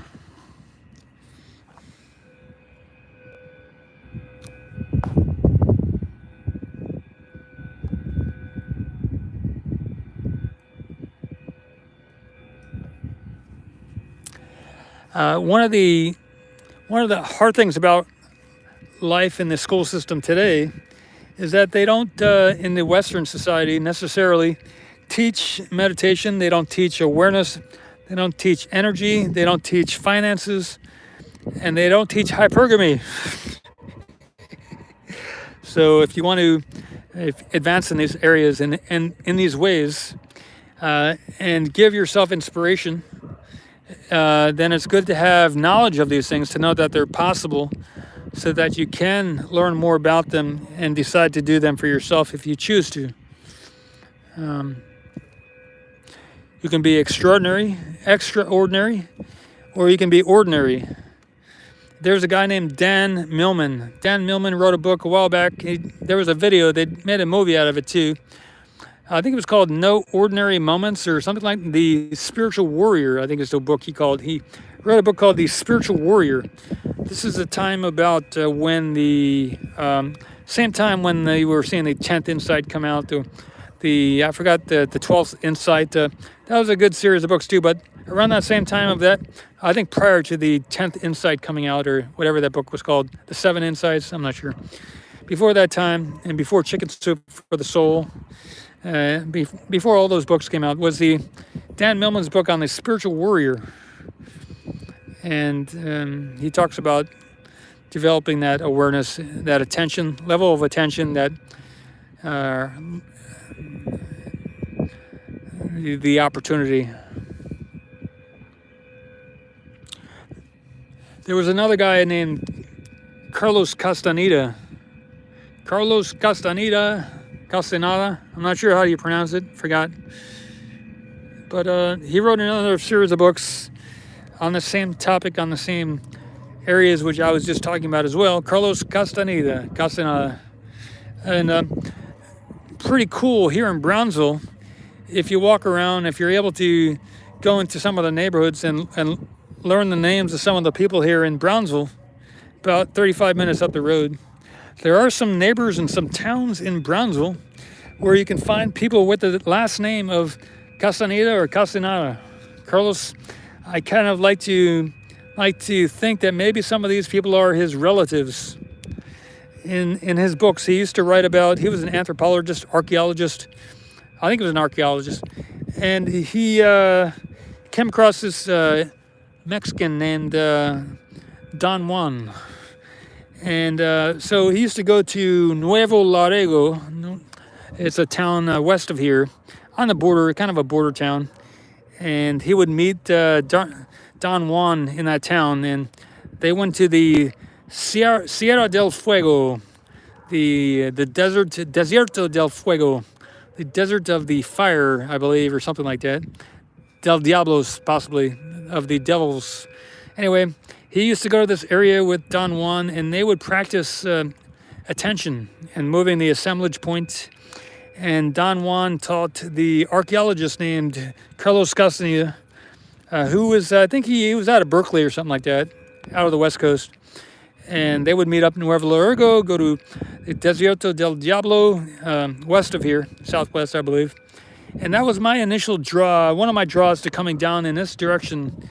I used to want to come down to this area when I was a kid reading those books, around the age of 20 years old.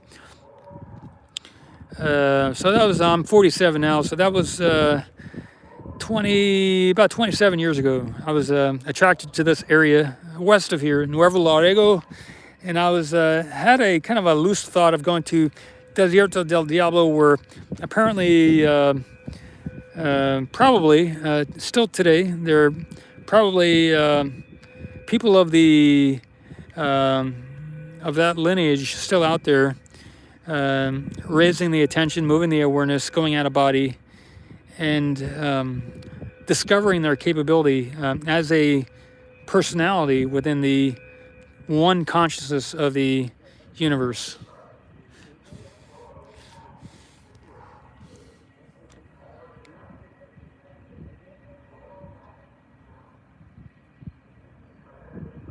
But they're called, those people in the desert, I believe they call themselves the Yaqui Indians, the shamans. Shaman, shaman.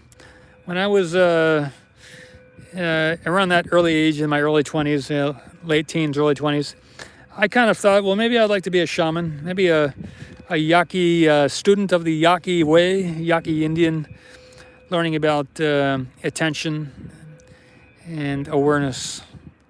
I did achieve that around the age of 24, 25. I became a graduate of that path, became an expert in the field of awareness and experiential of the one consciousness, of the goal of humanity, of every personality throughout the universe. So I got the pearl of wisdom from that path. So I'm no longer on the Yaqui, Carlos Castaneda, Robert Monroe path, but the journey never ends. But because there's always more to learn about the different realms here in the universe. The personality forever has the opportunity to do more within the universe, within itself, to view different perspectives of itself from different bodies and from different personalities. The one has infinite lifetimes and personalities with which to view itself, interact with itself forever and ever, because the different dimensions are made up of the frequencies which become the atoms, which become compounding into the heavier elements. So the atoms come from the light. The light becomes spherical and becomes an atom, and the atoms compound through harmonic. I forgot the word, but there is the atom, the hydrogen atom compounds into the heavier elements as the elements, the hydrogen, and we get forever unending lifetimes for consciousness itself to experience itself. So the atoms aren't going anywhere, and the consciousness isn't going anywhere, but the capability of the different bodies that the consciousness chooses to create will have different capabilities versus the different bodies, because whatever body consciousness is able to operate within as a personality will have different capabilities.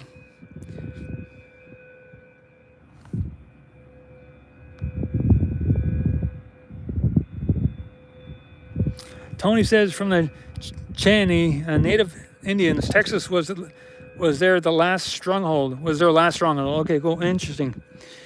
You know, I've talked with there's a place here called MSX, Makerspace X, in Brownsville. Makerspace X. I think they're on Twitter as well as or on X. Makerspace X is on X.com. They're also, I believe, on Facebook. But I met a guy at one of the parties there, and he was saying that this area, Brownsville and SpaceX and Boca Chica, is kind of interesting because it has the four types of transportation now. It has the border, it has the boating with the port of Brownsville, has the airport, and it also now has the space travel. And that this convergence of the four types of travel, whether by foot, truck, or just across the border. So the border is one. The boating with the Port of Brownsville is number 2. The airplanes is number 3. And now we have the spaceships into space. That's the fourth mode of travel that we have here in Brownsville. So kind of when you look at the different cities, this guy at Makerspace X at the party was saying this kind of makes this a special place due to the now the not only does it have a port, it also has the space travel.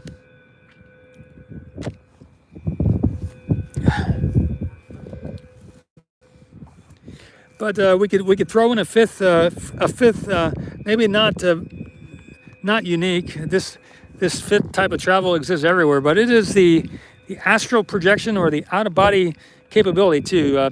So not only can we go out, not only can we go, we can go within, we can go out of body, but that's kind of into the spirit. So when we let go of the body, that's like a fifth, going inward with meditation, organizing everything, and then disassociating with the physical body, moving, allowing the energy which makes up the awareness to coalesce and move around a little bit, to waver, whilst the body is relaxed, such that it can experience its perception beyond the physical, the bounds of beyond the bounds of the physical body. So once the body is able to rest and to relax and get into a relaxed enough state, and if the focus of the awareness is able to look to the side rather than looking at, if you're looking at someone, staring at someone with your eyes stressed, using the muscles of your eyeballs to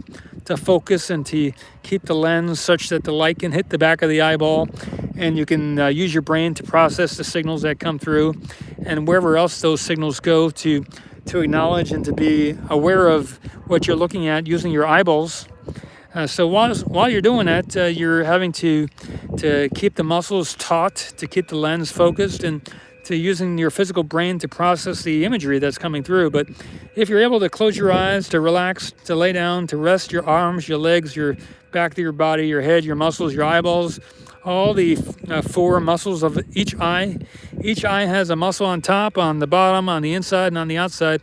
And those muscles are able to become, just like you move your biceps, they're able to strengthen and tighten those muscles so your eye can focus on something, and to move your eyeball. And the lens has to be focused as well. So that's a lot of moving around and stressing and focusing. So if you're able to stop doing all that when you're relaxing, closing your eyes, moving these, but still keeping your attention and your awareness alert, not slipping off into a dream because you finally got an opportunity to rest and to relax, not taking out a cigarette and taking another puff of the cigarette so you can feel the expansion of the alveoli in your lungs and feel the tar getting moved around and getting the nicotine effect. We're not looking to energize and activate the physical body when we're trying to use this fifth mode of transportation. We're trying to relax the body and get into a condition where it doesn't need to be constantly maintained. We don't want to have to constantly direct our focus into the physical body so that we can take care of it like we're watching after a baby. We want the body to get into such a condition where it can be okay with itself, and let the awareness be free. Take the shackles off of the awareness so that the energy can not be directed into the lungs or into the body or the legs or into the heart. We don't want the energy to be focused into the blood because of whatever stress you might be going through. We want the body to get into a relaxing state so that the awareness isn't focused into the blood, not focused into the nicotine in the lungs. We don't want the awareness being focused into the Coca-Cola or the Pepsi or the high fructose corn syrup that might be running through the veins.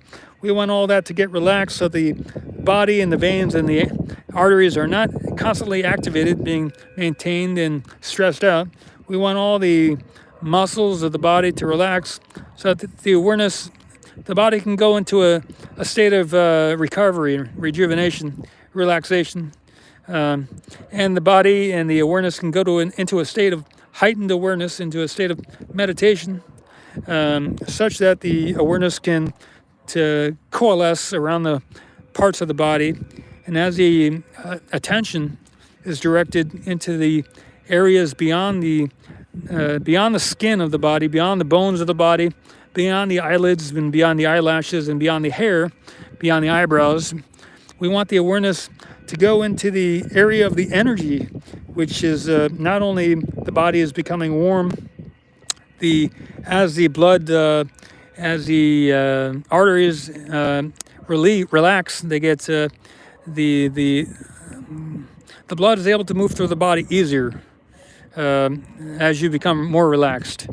Because as the tension of the arms and the legs relaxes, say if we were looking at your wrist or your forearm, or your hand. As you relax your wrist, the different capillaries in the hands and the different arteries, the muscles around them relax, allowing the blood to flow into the different cells of the body. So as you relax, it's easier for your blood to get pumped to all the different cells of the body through all the different arteries and capillaries, and such that you're allowed to relax. And as you relax, the body warms up because the blood gets to more of the exterior of the body. So as the muscles relax, the blood gets to go to areas where it doesn't normally go, and you might get a little bit warmer. And as you have your eyes closed and you relax and everything else, you're able to shift the focus from your body, from being on your lungs or from being on your arms, your legs, or whatever maybe your focus is in your brain.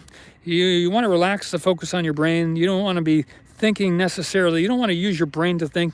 You want to think through the energy. You want to feel through the energy, which is now coming to awareness, coming to the fore in your capability for focus. And as you relax, you'll be able to do that. The energy will merge and blend with itself. It may even waver.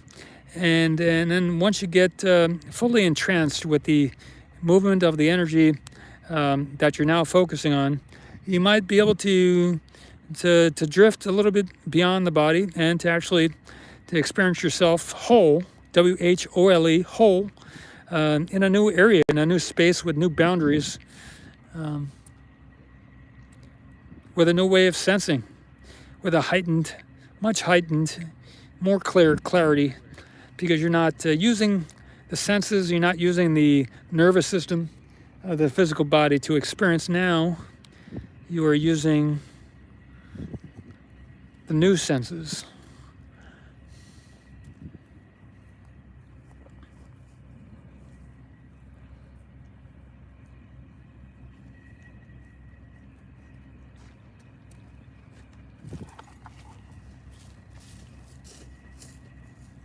Thanks for the tip. That was mind-blowing. Awesome.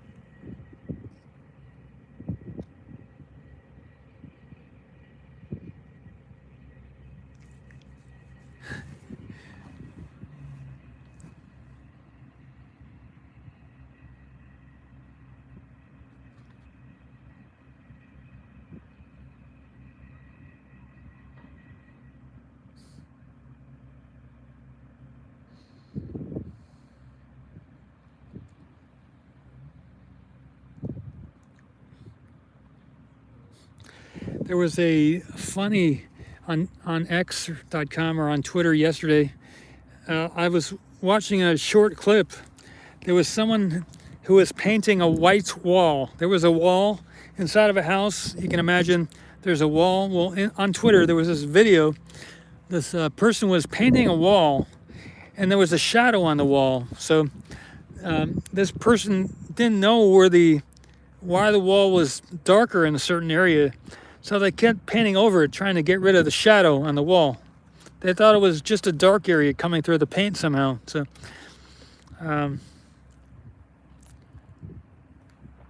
if you can see where the shadows are coming from, then you can know that you don't need to constantly keep painting the wall, because the dark spot on the wall isn't due to something inside of the paint on the wall. The dark spots coming from the shadow of the lighting on the wall has a big impact on whatever you're trying to do.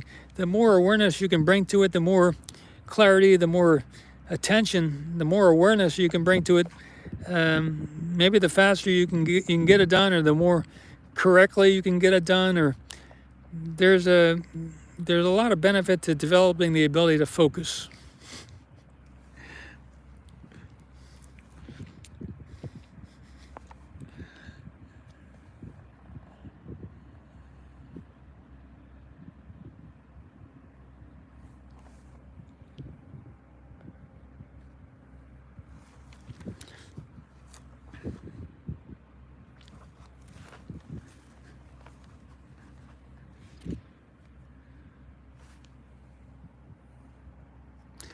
One thing we don't have now is we don't have that announcement. The announcement has stopped.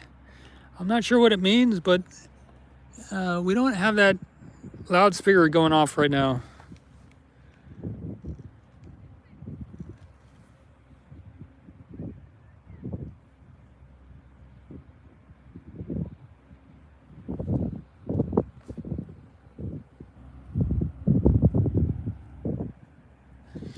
It may have happened that the people watching this show work for SpaceX, and once they heard my story, they said, "Oh no, let's forget about the booster lift. Let's just focus on meditating now." They're like, "Yeah, let's hold off on the lift. Let's just think about what Paul just laid out here over the last 30, 45 minutes."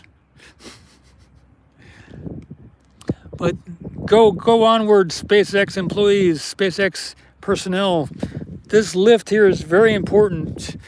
You can come back to this video, put it in a box. You can imagine a box, and you take everything I just said, put it into the box, and know that this information will be here for you later when you have time to focus on it 100%.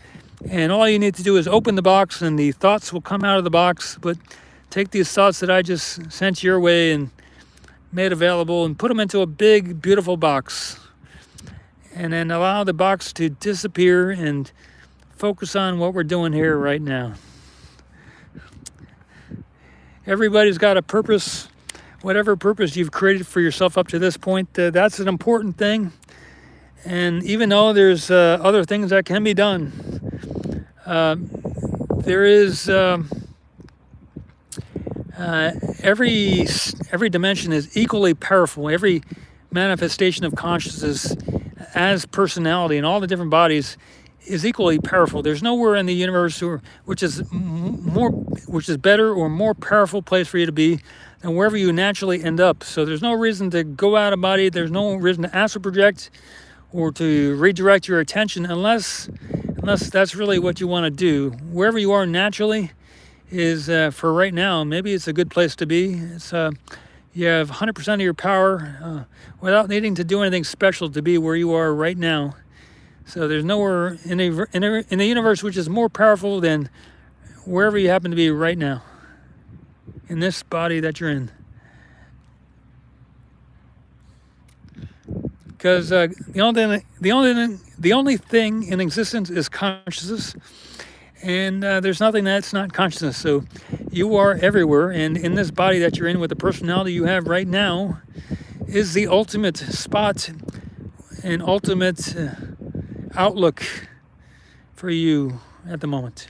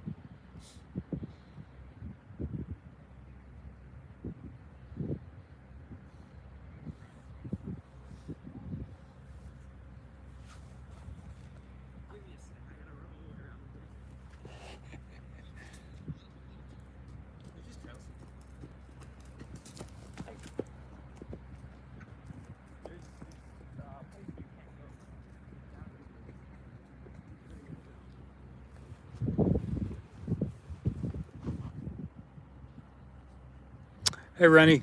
Nice to see you. Thank you.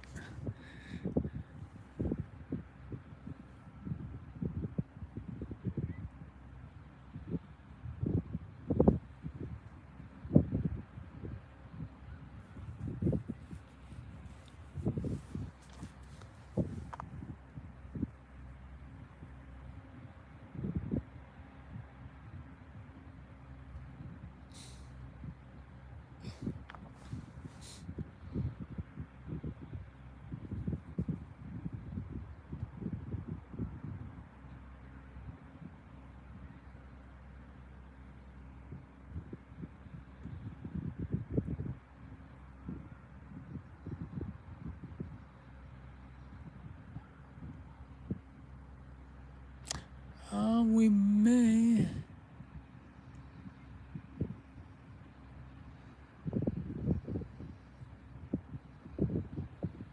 Huh.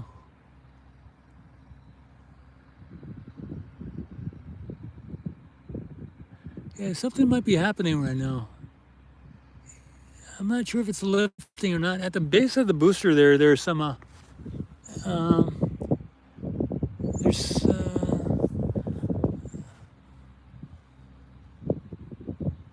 we'll see. We'll see.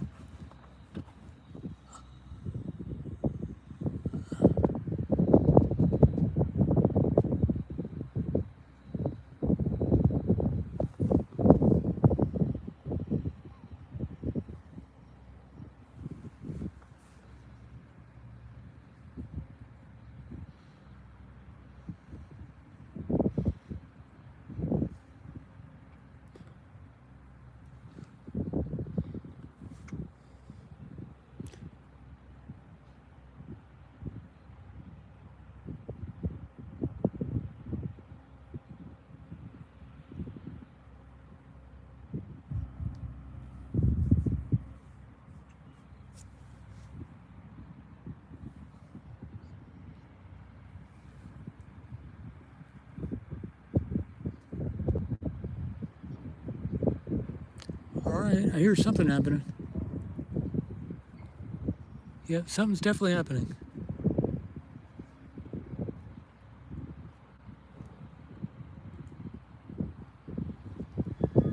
Yep, something's happening.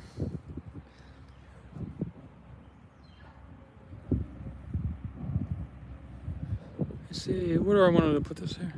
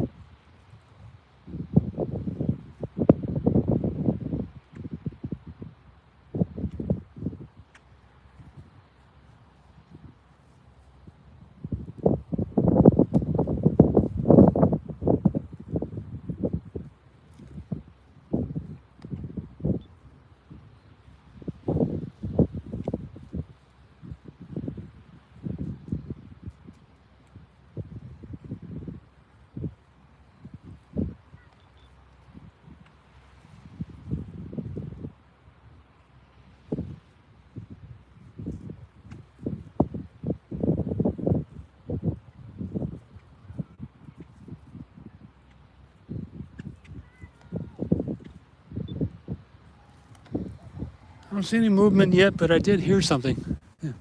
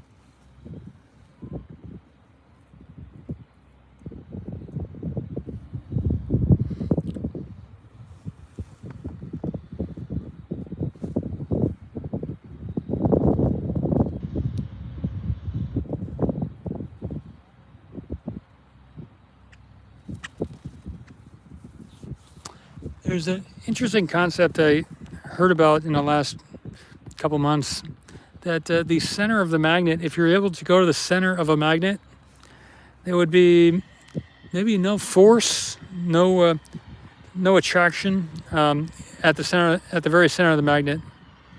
So just like you're in the center of a tornado, it would be like the calm, C-A-L-M, calm of the storm if you were in the very eye of the tornado. In the same way with the center of a magnet, you know, there's no magnetism, there's no gravity, etc. at the center, at the very center of a magnet. It's only as you go away from the center where you get into the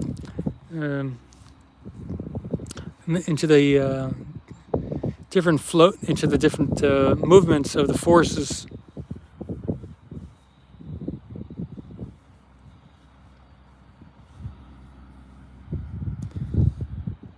So they increase as you go away from the center of the magnet.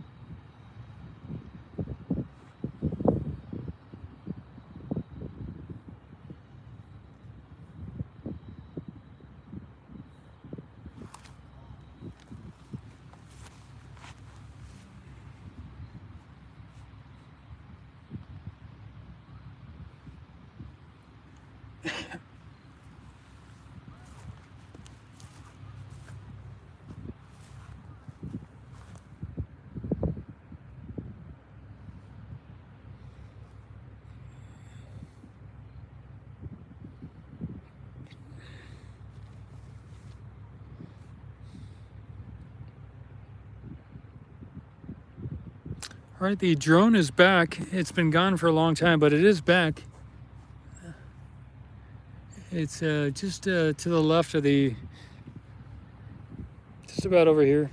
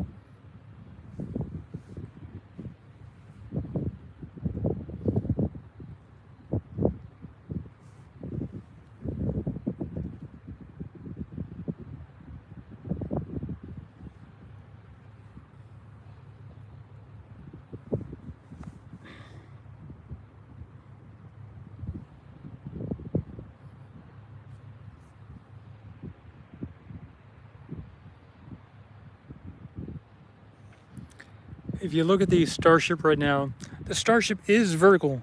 It is this tank to the right, which is not vertical. It's the kind of like a leaning tank, or leaning, it's not really a tower, but it is a leaning tank. It's leaning in the direction of the, to the left there, to the south. But the Starship is vertical. The Starship pretty much is parallel to these tanks over here. So the Starship and these tanks over here are vertical. It's that one tank there which is not vertical. Yep. The leaning tank of Boca Chica. Go on, Johnny.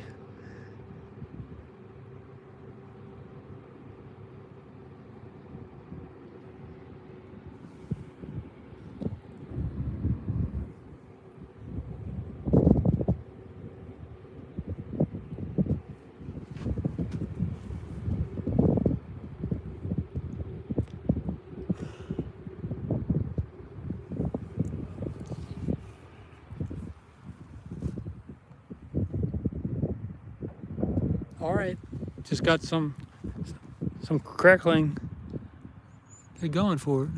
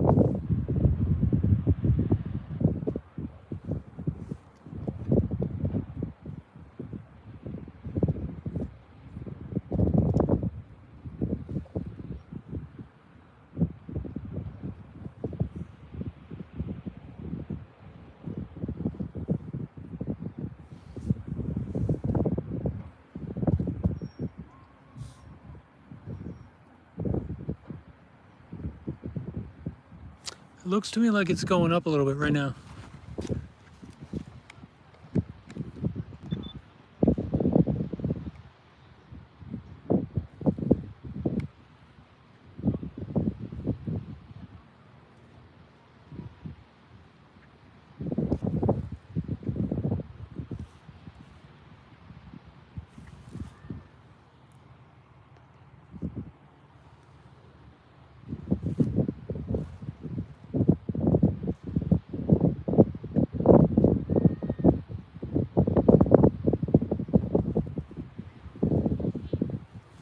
Yep, it is up, guys.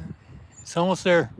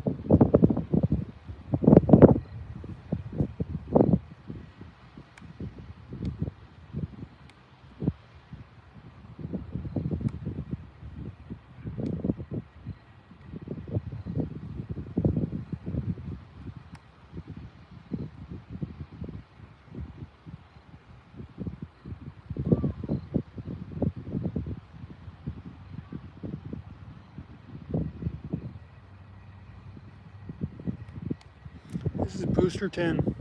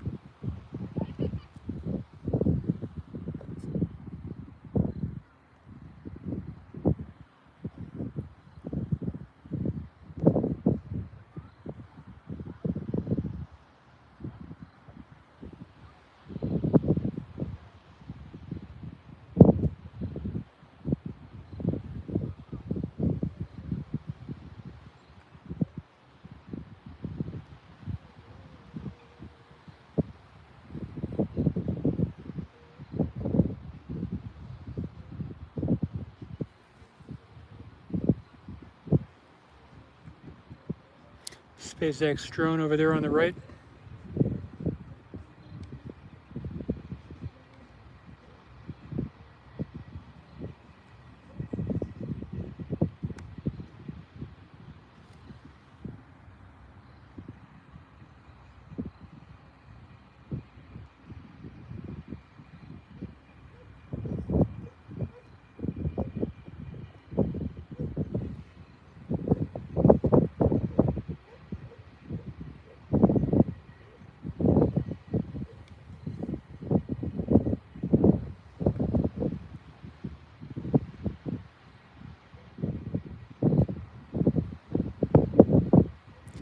This is December 30th, 2023.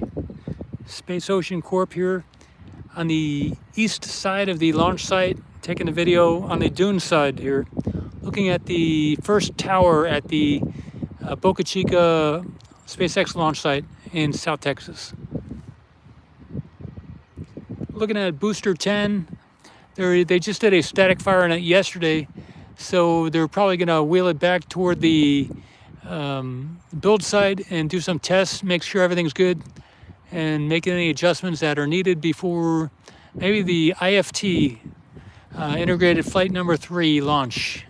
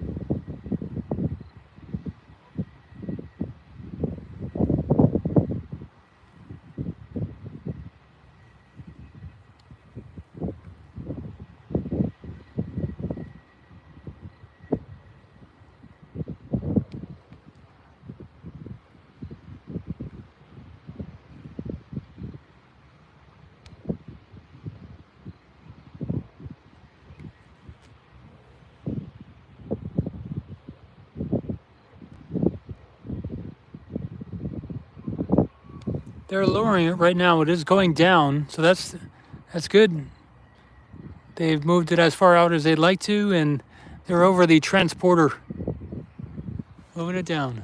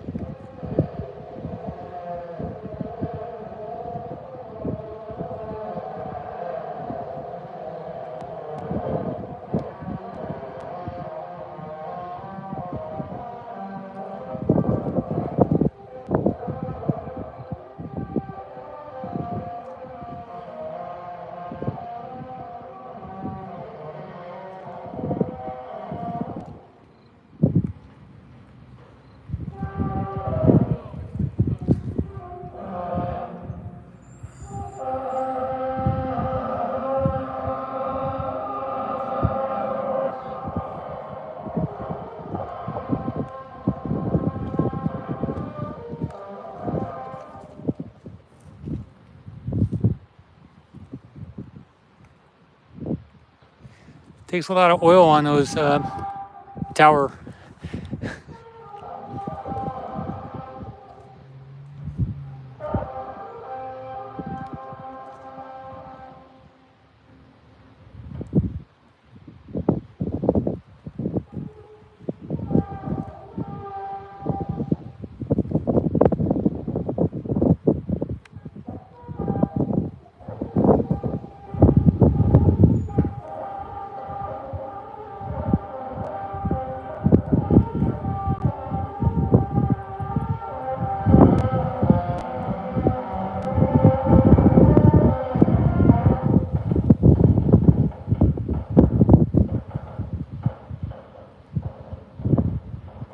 Sounds like some John Coltrane music right there.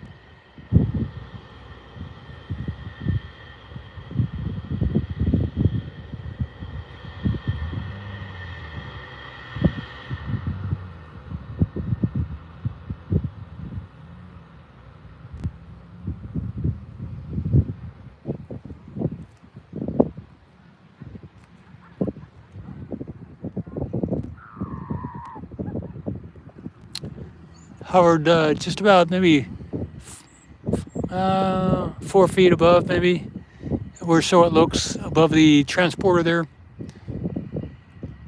Probably got to switch gears, so instead of going into high gear, letting it down, they go into the smaller gears, the larger gear size, to make it go slower as they lower.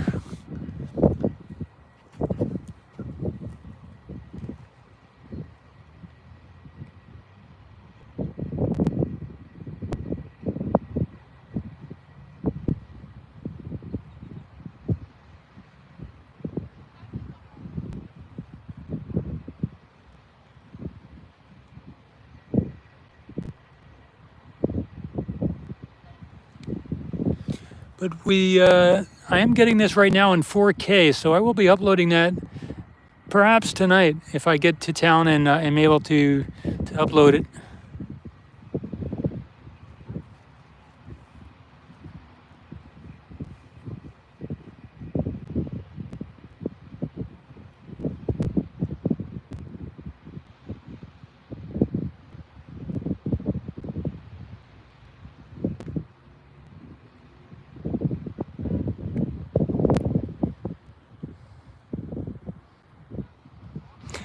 As far as the second OLM, yes, good question. I saw a design by Hey Sausage by SpaceX. They put it on Twitter today, x.com, and they had it over back by where the Starship is. Currently, you can see it in the background there. There's a Starship over there, and they're both be pointing toward the ocean. But it seems like between the Starship and where the towers we currently see, I believe it's going to be in the direction of the Starship back there.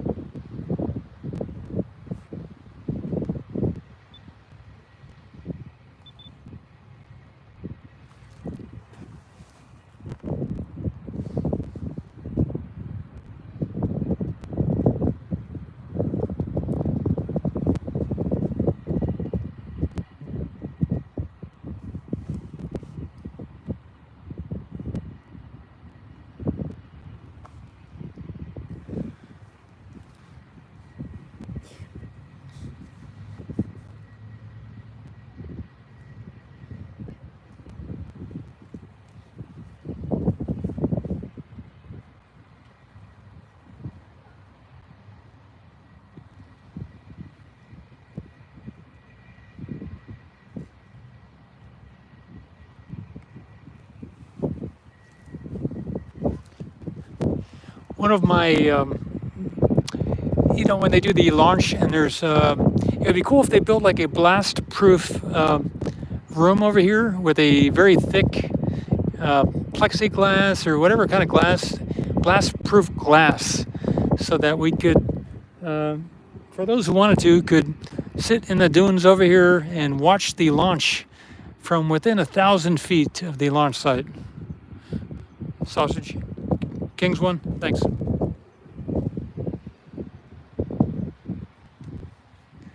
But that would be something to experience, the close-up in-person view.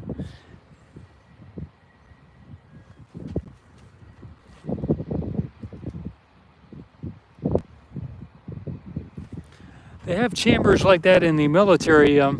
If you ever go through basic training in the Army, they have a couple days where they do hand grenade throwing. And so there's like a concrete wall, and you step out with the drill sergeant, and he watches you as you throw the hand grenade in the right direction. But there is a building that you.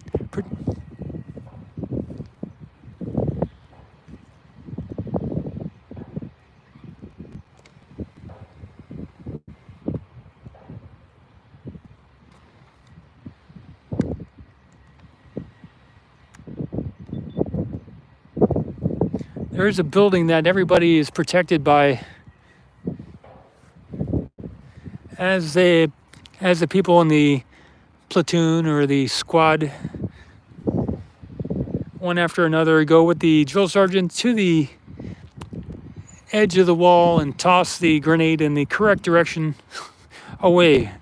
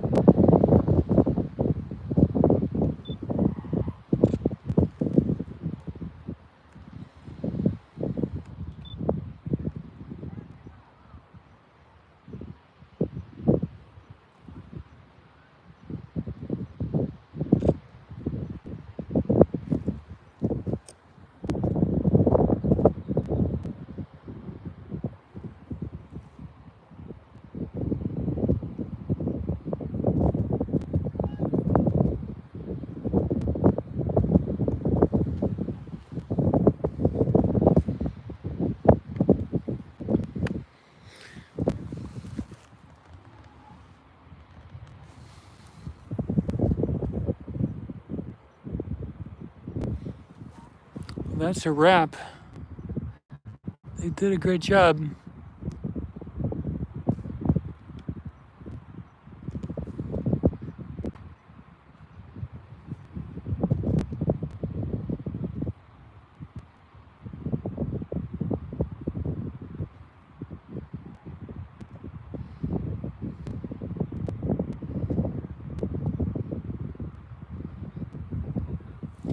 Hey, Johnny, Happy New Year. Just made you a manager here in the chat, a moderator. Welcome.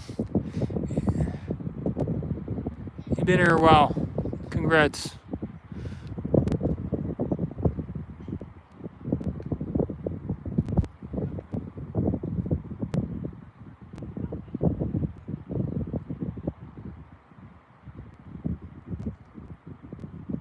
Yep.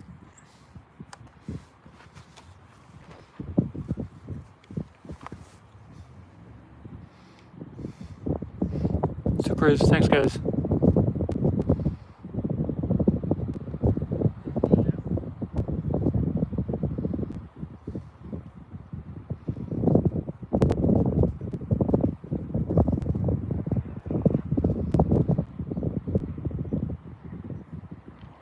Sausage, welcome. You too. Made you a moderator. If you don't want it, let me know. Thanks for being here. Awesome.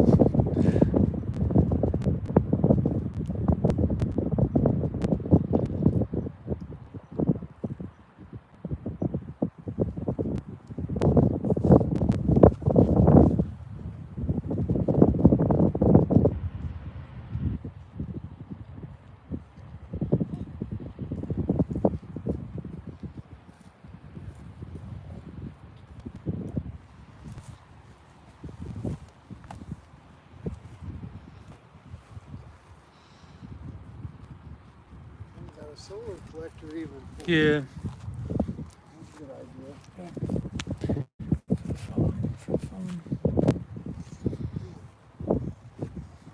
I got one lately, and I wish I got a little one like that. I think I need one I got. You want to say some things to people? No need to talk. You got your own thing. No. I'm worn out from sitting there eating a sandwich. Okay. That's the thing.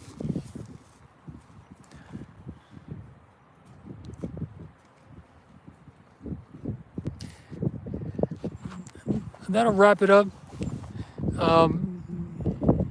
Today's the 30th. Tomorrow's the last day of the year, 2024, 2023. Next year will, Monday, will be the next year. So I'm going to celebrate a year. Maybe we can start a fire here. I don't know. If whatever you do, thanks for hanging around. And I plan to be here for the next several days. So 31st already. Awesome sausage. I'll give.